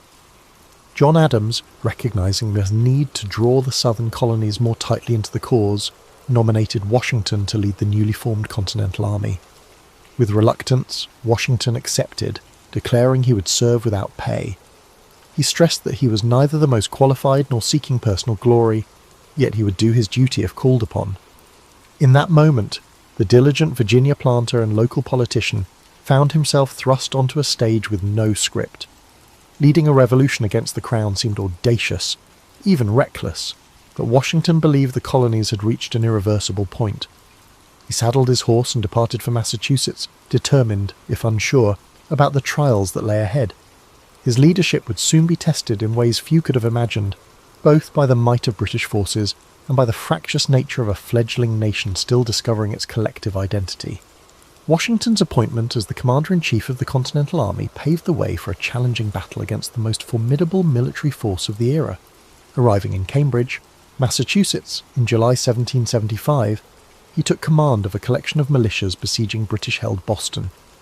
What he found was a disorganised force lacking supplies, uniforms, and consistent discipline. Militias from different colonies held different loyalties, varied drastically in training, and often viewed each other with suspicion. Washington realised that to stand any chance against the British, he had to forge these disparate units into a cohesive army with a shared purpose. Early on, Washington faced a series of strategic dilemmas. Despite the often romanticised notion of the Continental Army's underdog valour, the reality was messy. Disease, desertions, and short-term enlistments undercut the stable force he desperately needed. British troops in Boston were well supplied by sea, so a direct assault seemed suicidal. Instead, Washington imposed discipline, orchestrated siege lines, and introduced stricter regulations. Over time, he acquired cannon from Fort Ticonderoga, famously transporting them across difficult winter terrain under Henry Knox's oversight. By March 76, artillery on Dorchester Heights forced the British to evacuate Boston. Although it was a bloodless victory for the Americans, Washington understood that the war had barely begun. The British Navy and Army could and would strike at more critical ports. Washington's next trials unfolded in New York. Anticipating a major British offensive, he shifted his army to defend Manhattan and its surroundings. The British arrived in force under General William Howe, and by late summer, in 1776, Washington's men endured a crushing defeat at the Battle of Long Island. A series of retreats followed, culminating in the British seizing New York City. Morale plummeted. Many soldiers deserted, others questioned Washington's competence. Yet in a bold move, Washington ordered a stealth evacuation across the East River during the night, ferrying thousands of troops and avoiding total annihilation. That partial salvation became an early example of his knack for improvisational retreats, a skill that may lack the glamour of offensive victories, but was crucial for the survival of the cause. In late 1776, with enlistments expiring and temperatures dropping, Washington orchestrated one of the Revolution's most dramatic strokes, crossing the icy Delaware River on Christmas night to surprise Hessian mercenaries at Trenton. The success at Trenton, followed by another victory at Princeton, rejuvenated the Patriot cause. Washington's leadership style in these moments combined meticulous planning with personal bravery.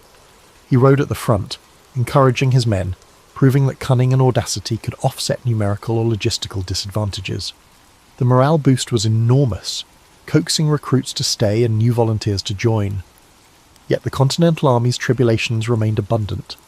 The British sought to isolate New England by seizing the Hudson River corridor, while smaller armies skirmished in the interior. Washington clashed repeatedly with delegates in the Continental Congress who provided inconsistent funding and supplies, reflecting the fragile nature of the young Confederation. He wrote endless letters pleading for shoes, blankets, and rations. Meanwhile, British raids and Loyalist sympathisers sowed confusion behind American lines. In 1777, Washington lost a key engagement at Brandywine, allowing the British to capture Philadelphia, the Patriot capital. Another setback at Germantown followed. Critics in Congress grew louder, questioning whether a different general might fare better. Yet Washington retained the loyalty of many officers, forging a sense of unity that transcended local affiliations. At Valley Forge, during the cruel winter of 1777 to 1778, the army endured starvation, disease, and freezing conditions. Thanks to the drilling expertise of Baron von Steuben, an ex-Prussian officer, Washington's troops emerged more disciplined, able to engage British regulars on nearly equal terms. At Valley Forge, the Continental Army underwent a significant transformation, transitioning from an unruly collection of militias to a functional fighting force. Washington also learned the delicate art of balancing alliances. The French, persuaded by the American victory at Saratoga, where Horatio Gates led the effort, not Washington directly, joined the conflict, providing naval strength and additional ground forces. Coordinating with French officers like the Marquis de Lafayette demanded diplomatic finesse. Washington adapted, forging trust with these foreign allies, even as inter-colony tensions threatened to fracture the American side. Through it all, Washington displayed a steadiness that became central to the army's identity. His men might groan about scarce supplies or ragged uniforms, but they trusted their general to hold them together. By the war's midpoint, Washington had solidified his role as the linchpin of American resistance. His direct battlefield successes varied. Some were brilliant, others disappointing, but his unshakable commitment to the cause, combined with an ability to pivot tactics and maintain unity, kept the rebellion alive.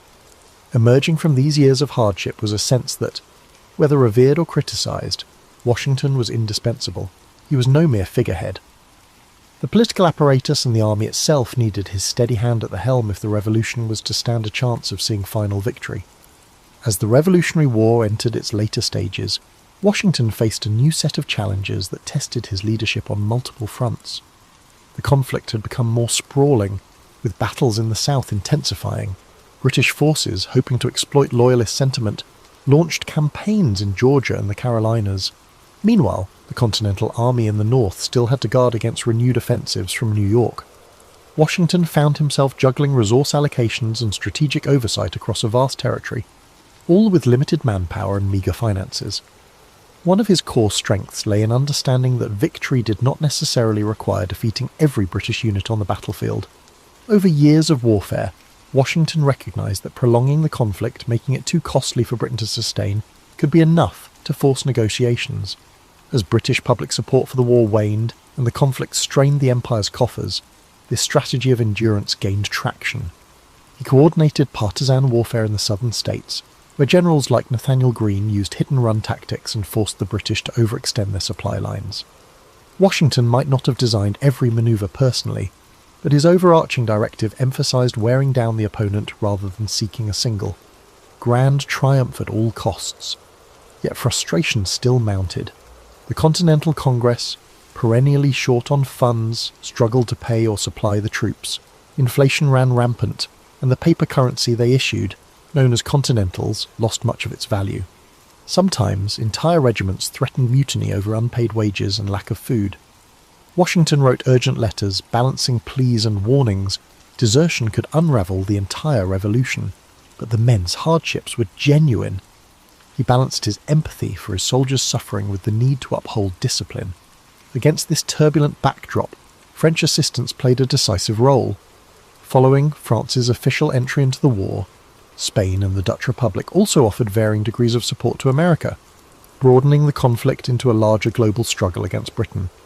Washington worked with French admirals and generals who, like Admiral de Grasse and General Rochambeau, brought naval superiority and well-trained troops.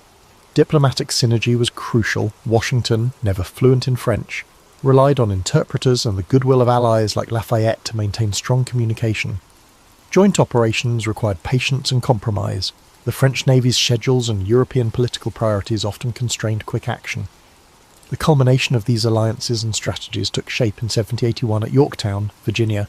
British General Cornwallis had entrenched his forces there, hoping for resupply by sea. Washington seized the moment. He feigned moves toward New York, but then swiftly marched a major portion of his army south.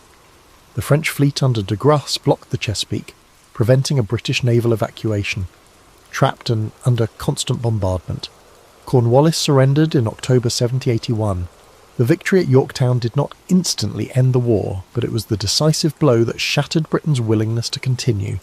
Negotiations in Europe soon began, leading to the 1783 Treaty of Paris, recognising American independence.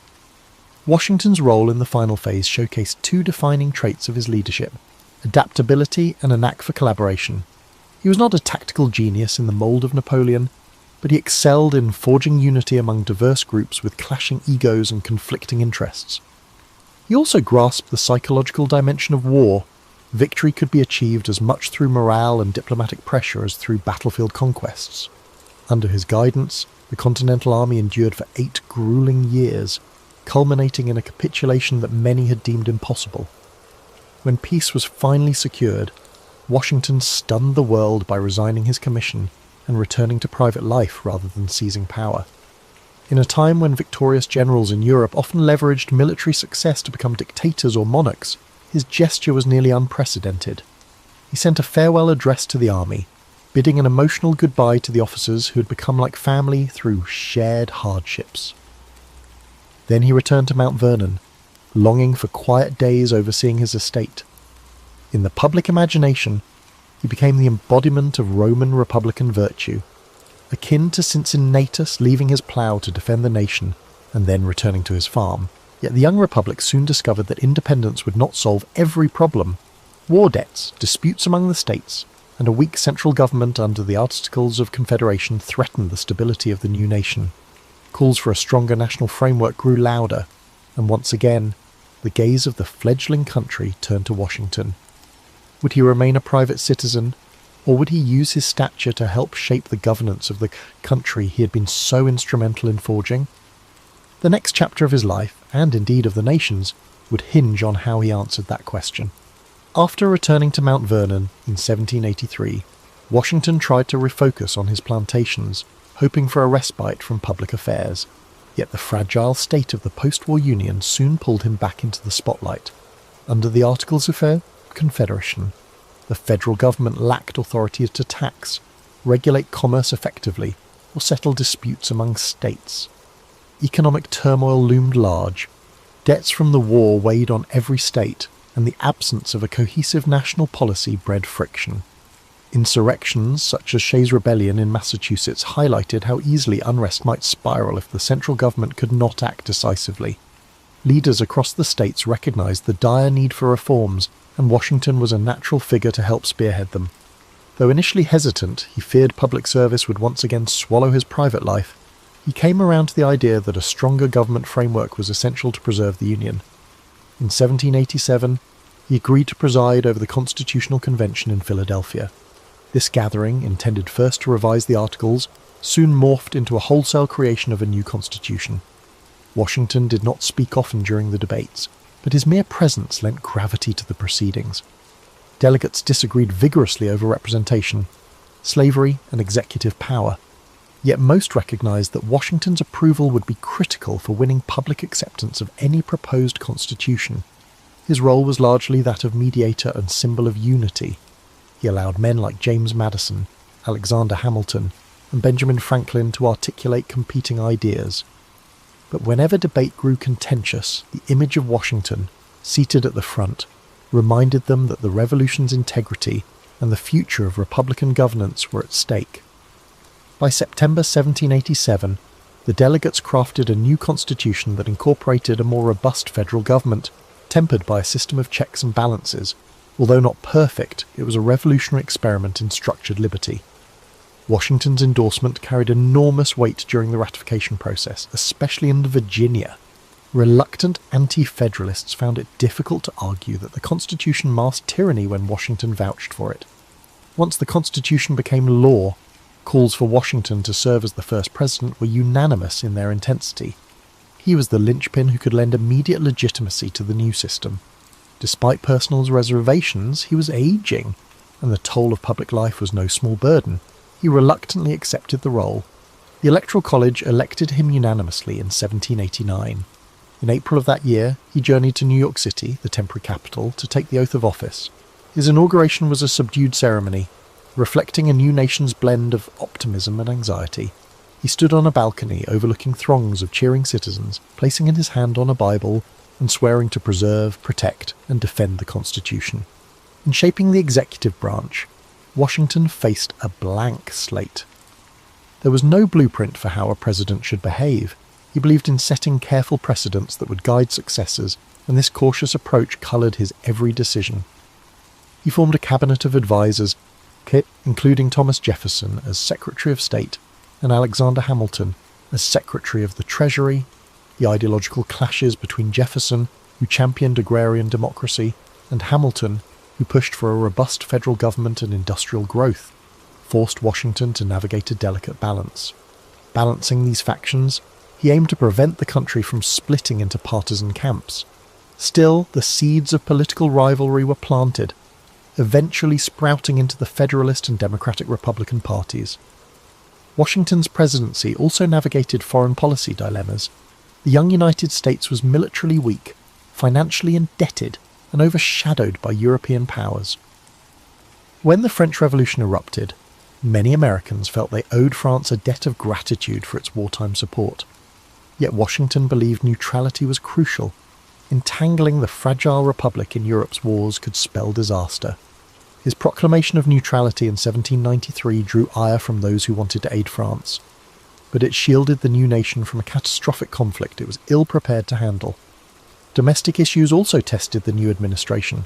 Hamilton's financial plan, which included federal assumption of state debts and the creation of a national bank, sparked fierce debates. Washington backed Hamilton, believing that fiscal stability was essential for national respectability. But Jefferson's faction decried these measures as threats to states' rights. Then, in 1794, the Whiskey Rebellion flared in western Pennsylvania, where farmers violently opposed a federal tax on distilled spirits. Washington, alarmed by the prospect of an armed insurrection, personally led troops to quell the rebellion, an act that showcased federal authority but also raised fears about militarized responses to dissent. Throughout these trials, Washington laboured to maintain a posture above partisan squabbles, though that position grew increasingly difficult.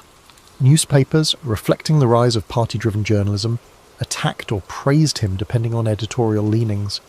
Criticism stung the once revered hero, but he remained steadfast, convinced that the survival of constitutional governance required robust debate, even if it sometimes descended into vitriol. By the end of his second term, he yearned for retirement more earnestly than ever. The question was whether the country could sustain itself without him, or if his moral authority and balanced leadership remained indispensable.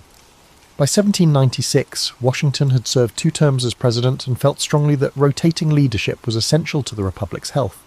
Unanimously re-elected in 1792, he could likely have secured a 3rd term, but he declined. In doing so, he established a precedent of voluntary executive turnover, later codified by the 22nd Amendment, that would profoundly influence American political culture. Recognizing the young nation's precariousness, he offered parting guidance in his farewell address. Published rather than delivered orally, it warned against the dangers of permanent foreign alliances and excessive partisanship. He urged Americans to cherish unity, keep religion and morality as public pillars, and remain wary of ideological factions that could fracture national cohesion. After leaving office in March 1797, Washington returned to Mount Vernon. A sense of relief washed over him, tempered by ongoing concerns about the fledgling nation's trajectory. He oversaw expansions at his estate, experimented with different crop rotations, and dabbled in various manufacturing ventures on site, such as a grist mill and a distillery. However, retirement did not provide an escape from moral dilemmas. Washington's wealth and plantation lifestyle had always hinged on enslaved labour. While he had privately expressed ambivalence about slavery, calling it repugnant in certain correspondences, he never publicly championed abolition.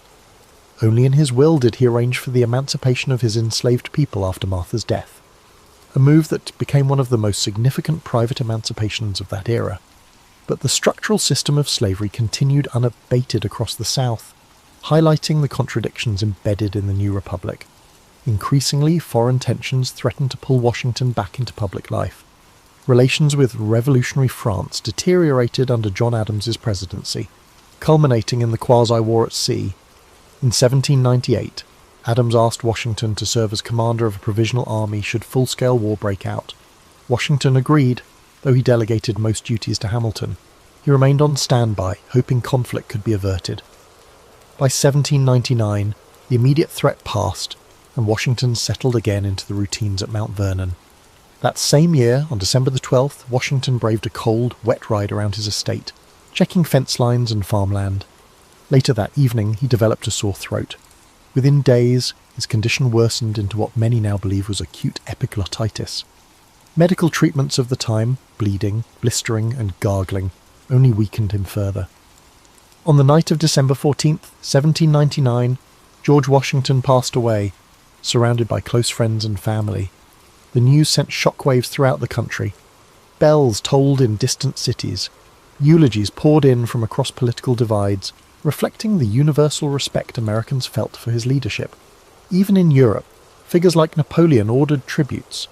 Washington's death brought a collective reckoning. The man who had guided the nation through revolution, constitutional formation, and early governance was gone. But his legacy was already enshrined. Over subsequent decades and centuries, Americans would build monuments, mint coins, and compose hagiographic stories that sometimes obscured the complexity of his life. Myths multiplied. The cherry tree legend by Parson Weems became a fixture in school primers, overshadowing the more instructive lessons of Washington's real struggles and ethical dilemmas. The wooden teeth trope overshadowed the details of his expensive, painful dental apparatus made from various materials, including human or animal teeth and metal. Yet behind the shining marble statues stands a more nuanced figure.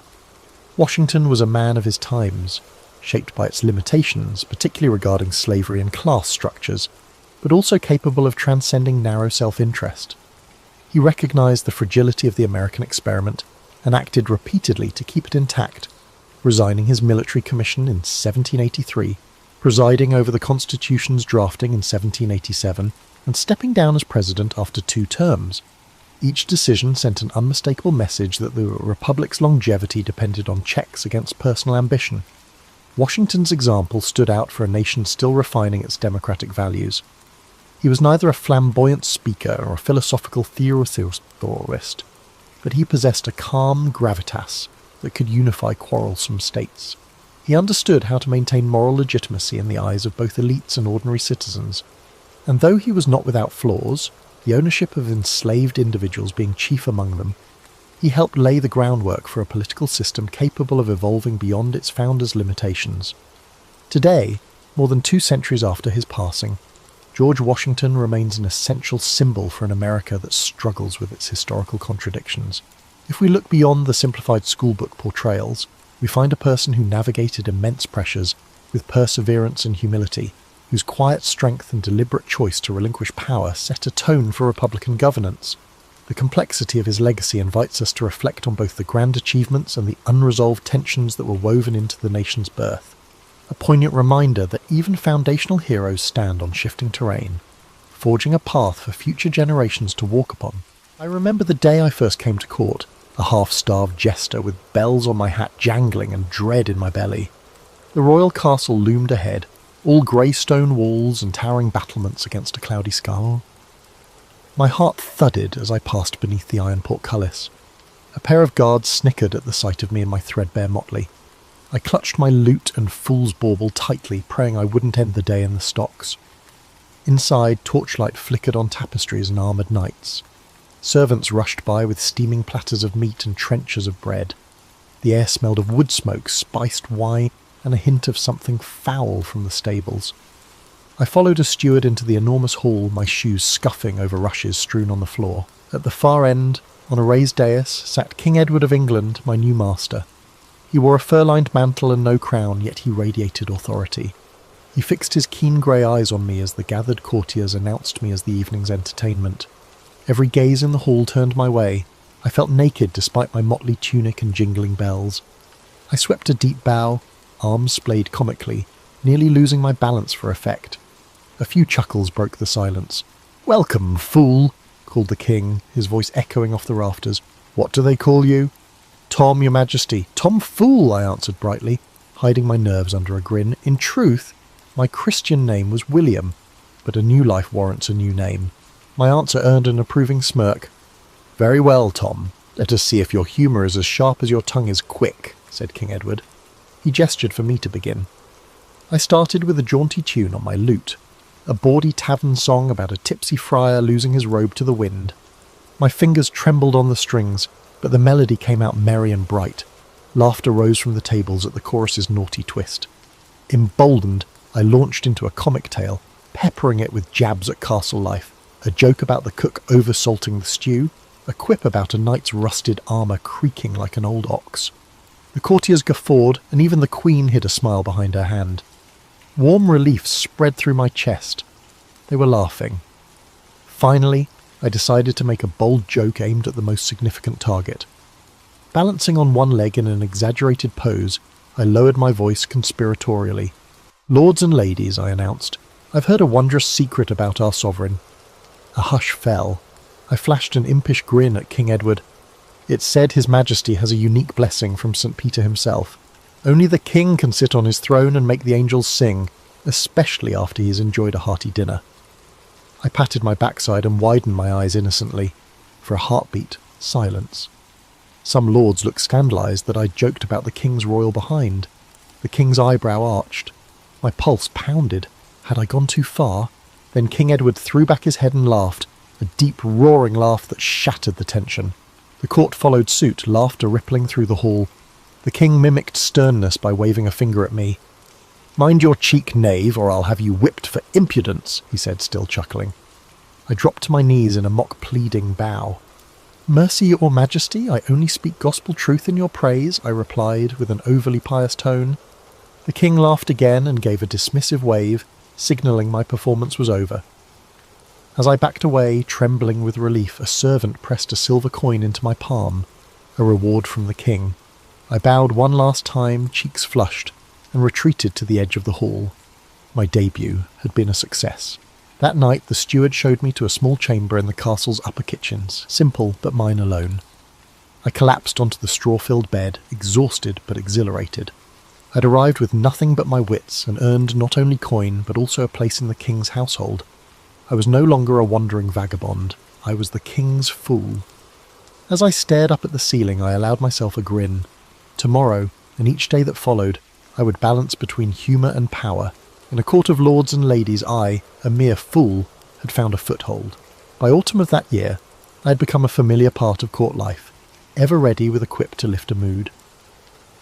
On one crisp evening at a harvest feast, the great hall hosted a grand banquet after a long day of festivities. The trestle tables groaned with roasted boar and spiced ale. I flitted around, refilling drinks and tossing one-liners. Most laughed kindly, but Sir Roger, a burly baron with a perpetual scowl, decided to sport with me. "Ho there, fool!" he bellowed, feigning joviality. "We hear you juggle anything. Try these." He suddenly hurled 2 oranges at me. The first I snatched out of the air, but the second struck my cheek sharply before splattering on the floor. Laughter erupted. Pain flared in my cheek, and my face burned as nobles howled at my expense. For an instant I nearly flung the remaining orange at him. I imagined it smacking that red-faced oaf. But a fool survives on wit, not wrath. I grinned foolishly and juggled the lone orange as if nothing were amiss.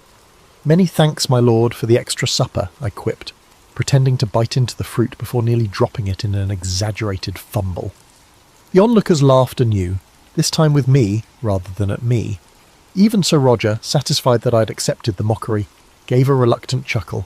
I made a grand bow, swallowing my wounded pride. When I risked a glance up at King Edward, he was watching me with a faint smirk. Later that night, a royal page summoned me to the king. Heart pounding with worry, I made my way to his private chamber. Had I overstepped in some way at the feast? I entered to find King Edward alone by the hearth, gazing at the letters spread on a table.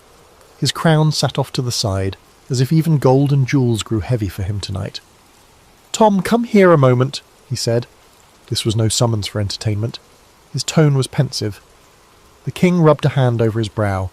"News from the shires," he muttered. "Poor harvests and empty storehouses, yet my lords demand their taxes in full." He sighed, then glanced at me. "Do you have a zest for that?" His question was earnest, not a command for a silly face or song. I took a breath. "Sire, if I may spin a small fable, sometimes answers slink out better in story form." At his nod, I spoke softly. I told of a farmer who had a skinny mule that pulled his plough. When drought withered the crops, the farmer threatened to whip the mule to make it work harder, but the beast begged for a bit more feed so he'd have strength to pull. The farmer relented and fed the mule extra grain. Come spring, they tilled enough land to survive and even thrive when rains returned. As I finished, I stole a sidelong look at King Edward. He stared out the window, stroking his beard. For a moment I feared I'd been too bold. My tale's meaning was clear. Then he gave a low chuckle. "Clever mule," he mused. "Clever enough to get his belly full." I bowed my head, relieved. "Mules often do, Your Majesty, especially when they bray in rhyme," I said with a jingle of my cat bell. He turned to face me, and I saw a trace of admiration in his worn eyes.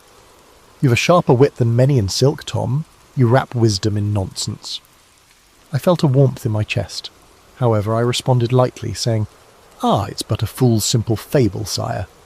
King Edward managed a slight smile. "On the contrary, I will consider what you have implied." He clapped a hand on my shoulder, a gesture of trust and thanks. "That will be all. Get some rest." I bowed deeply. "Good night, Your Majesty." Before departing, I turned back with a cheeky bow. "And don't forget to feed your mule, sire," I said. King Edward barked a brief laugh and waved me away. I slipped out with a grin. Walking back to my quarters through the dim corridors, I felt nearly weightless. Tonight I had stepped beyond mere entertainer.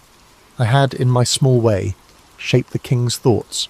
It was exhilarating and a little terrifying. A fool's jingling cap, I realised, could carry surprising influence if I used my wit wisely. Although favour can change quickly for the time being, the king relied on the hidden truths within my pranks. Winter brought hardship and unrest. A poor harvest left many starving, and whispers of rebellion drifted into court. King Edward's temper, once jovial in my company, grew brittle as dried kindling. More often I saw him frown at reports from his barons, grain riots, poaching in the royal forests, a distant village refusing to pay tithes. Fear and anger coiled around the court like smoke. One bleak afternoon the king held open court to dispense justice. I stood at the edge of the hall, bells quiet, sensing the tension. One by one, prisoners were brought before the throne. A gaunt farmer who'd slain a deer on Crown land begged mercy, claiming it was to feed his starving children. Next, a ragged group of villagers accused of sparking a food riot in the north were dragged in chains. My stomach tightened at their hollow cheeks and terrified eyes. The barons and courtiers looked on with hard disapproval. Sir Warwick, the king's stern-faced adviser, urged severity. "An example must be made, Your Majesty," he declared loud enough for all to hear. "Clemency for lawbreakers in famine would only breed chaos. Show them the cost of defiance." I watched King Edward's face as Warwick spoke. A muscle in his jaw twitched. The king's eyes, usually so keen and alive, were clouded with worry. He would rather not seem weak. The farmer was up first for judgment. King Edward announced that the farmer would receive a public whipping as punishment. The poor man broke down in tears, grateful that he had avoided the noose. I let out a breath I hadn't realised I was holding. But then came the villagers. A guard read out their crime, leading a mob to raid a granary owned by the crown. An old woman among them cried out, "We only took the grain because our children were dying." Her voice echoed in the hall. Sir Warwick shook his head in disgust.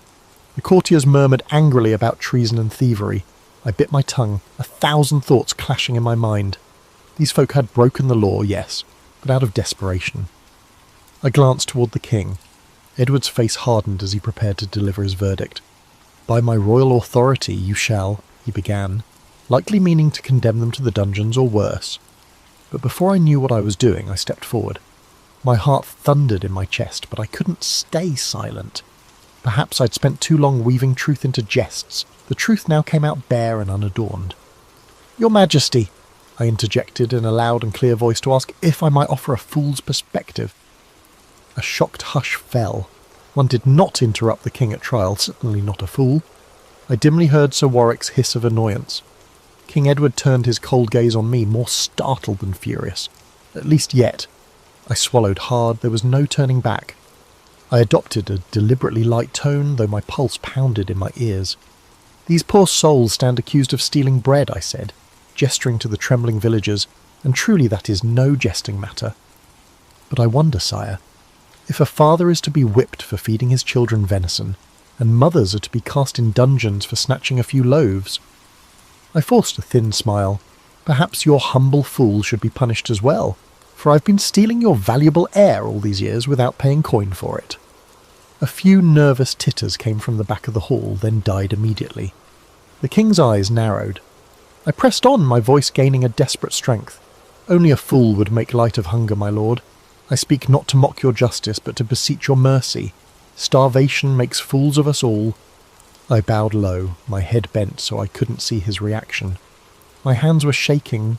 No one else dared breathe. For a heartbeat there was silence so deep I heard the distant drip of wax from a candle. Then, "Enough," King Edward said quietly. The word fell like an axe. I looked up. His face was flushed not with mirth but with anger. "I'll hear no more." He stood from the throne, and in that moment he loomed larger than I'd ever seen him. "Who is king here? You fool?" His voice was deceptively soft, quivering with restrained rage. "Do you presume to lecture me on duty and mercy, dressed in motley and bells?" Every utterance from his lips felt like a boulder hurled towards my head. I opened my mouth to stammer an apology, but he silenced me with a glare. "Take him!" the king snapped to his guards. In an instant, rough hands seized my arms. My bell-tip cap tumbled to the floor as a guard yanked me backward. I heard a few gasps among the courtiers. Lady Marjorie covered her mouth in dismay. Sir Warwick simply watched with a thin smile. My cap's little bells jangled on the stones, a faint jingling that seemed to underline my folly. King Edward's voice echoed in the rafters, cold and formal. For his disruption and insolence, let the king's fool receive the same punishment he pitied. He should receive 20 lashes before the court at dawn. Terror washed over me. 20 lashes. My knees nearly buckled. I wanted to beg for forgiveness, to plead that I'd only spoken out of concern, but my tongue felt paralysed. 2 guards dragged me from the hall as the king's attention returned to the stunned prisoners before him. As they hauled me away, none dared to object or even meet my eyes. They threw me into a draughty antechamber, where I collapsed to the floor. My back pressed against cold stone as I tried to catch my breath. I tasted blood. I must have bitten my tongue without noticing. When I shut my eyes, hot tears forced their way out and rolled down my cheeks. "Fool, fool, fool," I cursed myself silently. What had I done? I had wanted to save a few peasants from the king's wrath. Instead, I had only intensified the king's wrath and burned myself in the process. In my mind I saw the king's face again, enraged and unyielding. That image stabbed at my heart more sharply than any whip could. Not long ago I had sat by that same man's hearth trading fables and easing his burdens. Now he looked at me as just another disobedient subject. Toward midnight, the guards came to escort me to the pillory in the courtyard. The sentence was to be carried out at first light. They locked my wrists and neck in the wooden stocks. I stood hunched in that cruel device for endless hours, shivering in the winter cold alone under the stars. Snow began to fall, thin icy flakes catching in my hair. The pain had not yet begun, but a dread deeper than any wound gnawed at me. As darkness deepened, a lone figure approached through the torchlit yard. I squinted through frozen lashes to see Master Robert, the king's old chamberlain, carrying a cloak. Without a word he draped it over my shoulders. His eyes were sad as he met my gaze. "You were brave, Tom," he whispered, just loud enough for me to hear. He was indeed brave, if not a little foolish. A bitter laugh escaped me. What other thing could I be? He shook his head and pressed a small flask of ale to my lips. Gratefully, I drank a burning mouthful that chased some of the chill from my bones. "Is His Majesty—" I croaked. My throat raw from the cold night air as I struggled to hold back sobs. Master Robert sighed. He was alone in his chambers. He's unlikely to change his mind by morning. "I am sorry," he hesitated. "Some of us perceive the truth in your words, but the king, he's under enormous strain." I nodded as best I could with my neck trapped. A tear slipped down my face, hot against my numb skin. "Thank you," I managed to whisper. The chamberlain squeezed my shoulder gently and departed, leaving the cloak as my only comfort. I spent the remaining hours in silent prayer that the king's heart would soften, that dawn would never come, and that I might endure what was to come. I was not a warrior or a martyr, just a fool who had flown too close to the sun. The strange freedom I'd had to speak truth had shown its price. At sunrise they flogged me. I bit down on a leather strap to keep from screaming as each lash tore across my back. Fiery pain exploded with every stroke. By the 10th blow my vision blurred. By the 20th I hung limp in the restraints, unable to stand. I dimly heard an official read out my crime of insolence to the gathered courtiers as the punishment was delivered, as if it were some theatre, and I was the main spectacle. When it was mercifully over, they released the pillory's lock, and I crumpled to the snow. The world spun for a moment as I lay there with my cheek against the white, trampled ground. I could hear distant applause from one or two nobles, an ugly mockery. Warm blood trickled under my shirt. 2 guards lifted me to my feet and carried me away as if I were worthless trash. I drifted in and out of consciousness. Once, through a blur of tears, I thought I saw the king watching from a high window. I couldn't discern his expression. They dumped me in my little chamber and left without a word. I don't know how long I remained motionless on the floor, curled up and gasping. Eventually a kind maidservant slipped in and tended my wounds with vinegar and clean bandages, clucking softly in pity. I thanked her in a hoarse whisper. By nightfall I could at least sit upright on my straw cot. Every movement sent bolts of agony through my welted back. I stared at the dark ceiling, hollow and heartsick. A fool I had been indeed, thinking I could speak for the weak and not be struck down. As the castle around me bustled with the evening supper and song, I lay in silence, tasting bitterness like bile. I did not know what hurt more, the fiery stripes across my back or the cold distance that now yawned between me and the king I had thought perhaps foolishly was my friend. After a week under siege with little progress, the king decided to send a message of surrender terms to Duke Geoffrey. To my surprise, he chose me as the envoy. Perhaps he chose me as the envoy as a form of punishment, or perhaps he believed that having a fool present would emphasize his contempt. Either way, I found myself standing before the king in his pavilion as he thrust a sealed parchment into my hand. "Carry our surrender offer to Duke Geoffrey's gate. You've a silver tongue. Perhaps you can persuade him where siege engines cannot," he said coolly. His knights smirked. We all knew this errand carried risk. A rebel might easily kill the king's fool as a mockery of the message. I realized King Edward was effectively sending me as a disposable herald. Still, I mustered my courage. This was the first duty he had given me since my disgrace. Perhaps, if I succeeded, it could begin to mend the rift. "As you command, sire," I said quietly. Soon after, I rode out under a truce flag, replacing my motley with a simple tunic adorned with the royal arms. A pair of trumpeters accompanied me part way and sounded a call before falling back. Alone, I approached the castle's gate across a field littered with broken arrows. My spine prickled, expecting at any moment to hear the sinister twang of a bowstring and feel an arrow between my shoulders. But none came. Instead, a knot of the Duke's soldiers emerged atop the battlements, crossbows trained on me. "I come bearing a message from King Edward," I shouted up in as steady a voice as I could manage. Eventually, the iron portcullis creaked upward, just enough for a handful of armoured men to drag me inside. I was roughly searched and relieved of my small dagger, more a tool than a weapon. Then they shoved me into a torchlit great hall where Duke Geoffrey himself awaited. He was a formidable figure in steel plate and a crimson cloak, a middle-aged man with a scarred brow and weary eyes. "So," he said, his voice echoing off the stone walls, "Edward sends his fool to parley. Is he so short of loyal knights?" Snickers echoed from the Duke's men around me. I straightened to my full height, trying not to let my knees quake. "Loyal knights are too valuable to risk on Duke Geoffrey," I replied, before thinking better of it. My old reflex for wit had slipped out. Some of the rebel soldiers bristled, but the Duke barked a short laugh. "Hand me the message, fool," he said. I presented the parchment with a slight bow. As he read the king's offer, amnesty in exchange for immediate surrender, his face showed no flicker of concession. When he finished, he scoffed. "Empty promises. Did Edward think a few pardoning words would make me kneel?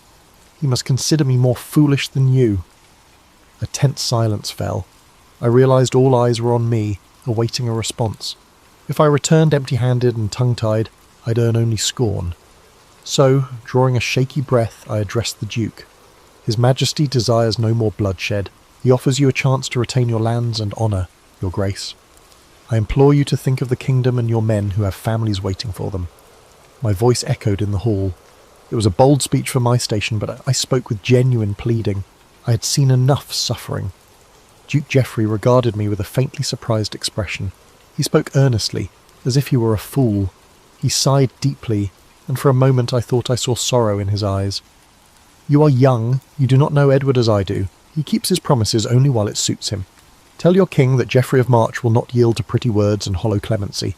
We will meet on the field and settle our differences with steel. My heart sank. Is that your final answer, my lord? I asked softly. It is, he said. Then he leaned forward and added in a low growl, Tell Edward that by week's end I shall sit on his throne or die in the attempt. I bowed, understanding the parley was over. But as I turned to leave, one of the Duke's captains stepped forward with a hand on his sword, eyeing me with a wolfish grin. Duke Geoffrey waved a gauntleted hand dismissively. No, he's but a messenger, and an honest one at that. Let him return unharmed. We are not the savages that Edward would claim. He looked at me. Go, fool. Thank whatever god you pray to that I am not in the mood to play games with a jester today. They escorted me back to the gate. I felt the glare of archers on my back as I walked out, refusing to break into a run. They shoved me out and slammed the portcullis behind me. Weak-kneed with relief, I walked back to our lines. Facing the rebel lord had been terrifying, but at least I survived unscathed. Back in King Edward's camp, I delivered Duke Geoffrey's reply faithfully to King Edward and his council. The king's face tightened at the Duke's defiance. He said nothing to me except a curt nod of dismissal. It was as if I were truly nothing more than a talking letter. That night I sat by the campfires, watching armoured men hurry about sharpening swords and whispering prayers and murmuring about ill omens. Blood would begin to flow by dawn. I felt utterly small beneath the vast dark sky. Once a fool's quick wit had mattered in the king's hall. Now it meant nothing on the eve of slaughter. I realised I was witnessing the gears of history turning, indifferent to one humble jester. In the flicker of the firelight, I caught sight of King Edward standing with his generals, resolute and grim. I remembered when he used to smile at my antics. But that was before famine, rebellion, and my own over-bold tongue had come between us. Now I was just another soul in his train, useful only for the odd errand. As trumpets sounded low and mournful in the darkness, I wrapped my cloak tight and tried to steal a few hours of sleep on the cold ground. Tomorrow's battle would decide the fate of the kingdom. I could do nothing but witness it, a fool on the sidelines of kings hoping to survive the coming dawn. At dawn, King Edward's army clashed with Duke Geoffrey's rebels in a cacophony of steel and screams. Suddenly, I saw King Edward unhorsed. His white charger had been felled under him, and the king was on foot, fighting off rebel soldiers who pressed in around him. My heart pounded in my chest. The knights who should have been by his side dispersed, leaving only me close enough to assist him in that moment. Without thinking, I grabbed a discarded spear from the churned mud and ran towards the king. The sight of a motley-clad fool sprinting into the thick of battle stunned both friends and foes alike. One rebel knight charged the king from behind. I hurled myself at him with all my might. By sheer luck, he went down in a clatter of armour, more surprised than hurt. King Edward whirled at the sound and caught sight of me, mud-splattered and wild-eyed, standing over the knight I'd felled. For an instant our eyes met. Then another rebel lunged at the king. Edward parried, and together we stood back to back, sovereign and fool, in an unlikely circle of defence. I brandished the spear wildly, screaming more in terror than fury. In that moment a surge of royal knights ploughed into the melee, driving the rebels back. As the enemy fell into confusion and began to retreat, we pulled the king onto a fresh horse. The battle soon turned in our favour. Duke Geoffrey's line broke under the onslaught of the king's rallied forces. By noon it was over. The rebels threw down arms or fled. Victory belonged to King Edward, but it came at a terrible cost. Bodies carpeted the field, and the cries of the wounded echoed in the smoky air. In the aftermath I slumped, exhausted, on a fallen log, my hand still trembling from adrenaline. Blood spattered my once colourful attire, some of it from a shallow cut on my arm. As the king moved among the living and dead, Tending to the wounded and gazing sorrowfully over the carnage, I watched in a daze. When at last the king approached me, I struggled to my feet and bowed unsteadily. I expected perhaps a reprimand for plunging into the fight unbidden. Instead, King Edward dismounted and stepped forward. For a long moment he simply regarded me, taking in the spear still clenched in my hand and the drying blood on my cheek. Then, to my shock, he knelt slightly and placed a hand on my shoulder. "You saved my life today," he said quietly. There was an openness in his face I had not seen since my earliest days at court. "Fool or not, Tom, you have the heart of a true friend." "Sire, I only did what anyone would," I stammered, suddenly choking up. He shook his head and turned to the lords gathering around. In a clear voice he proclaimed that my bravery had saved him and would not be forgotten. My cheeks burned with humble pride as nobles who once sneered now inclined their heads to me. I understood that my return to the king's favour was not due to humour, but rather to my unwavering loyalty during crucial moments. That evening we shared a quiet victory meal in camp. Late that night, as I sat by the dying fire, King Edward draped his own fur cloak around my shoulders. "You'll catch your death in this chill, Tom," he said softly. Side by side under the starry sky, we sat in a comfortable silence. After a long pause, he murmured, "So much loss. Will God forgive me for this day?" In that moment he was not a mighty king, but a weary man. I found the courage to answer gently that he had done his duty and even shown mercy. "If a king can be merciful," I said, "surely God can too." He managed a worn smile and gripped my arm. "Thank you, Tom," he whispered. By the time I crawled into my small tent, I felt lighter than I had in a long while. The gulf between the king and his fool had closed in the crucible of war, and with it came a renewed trust.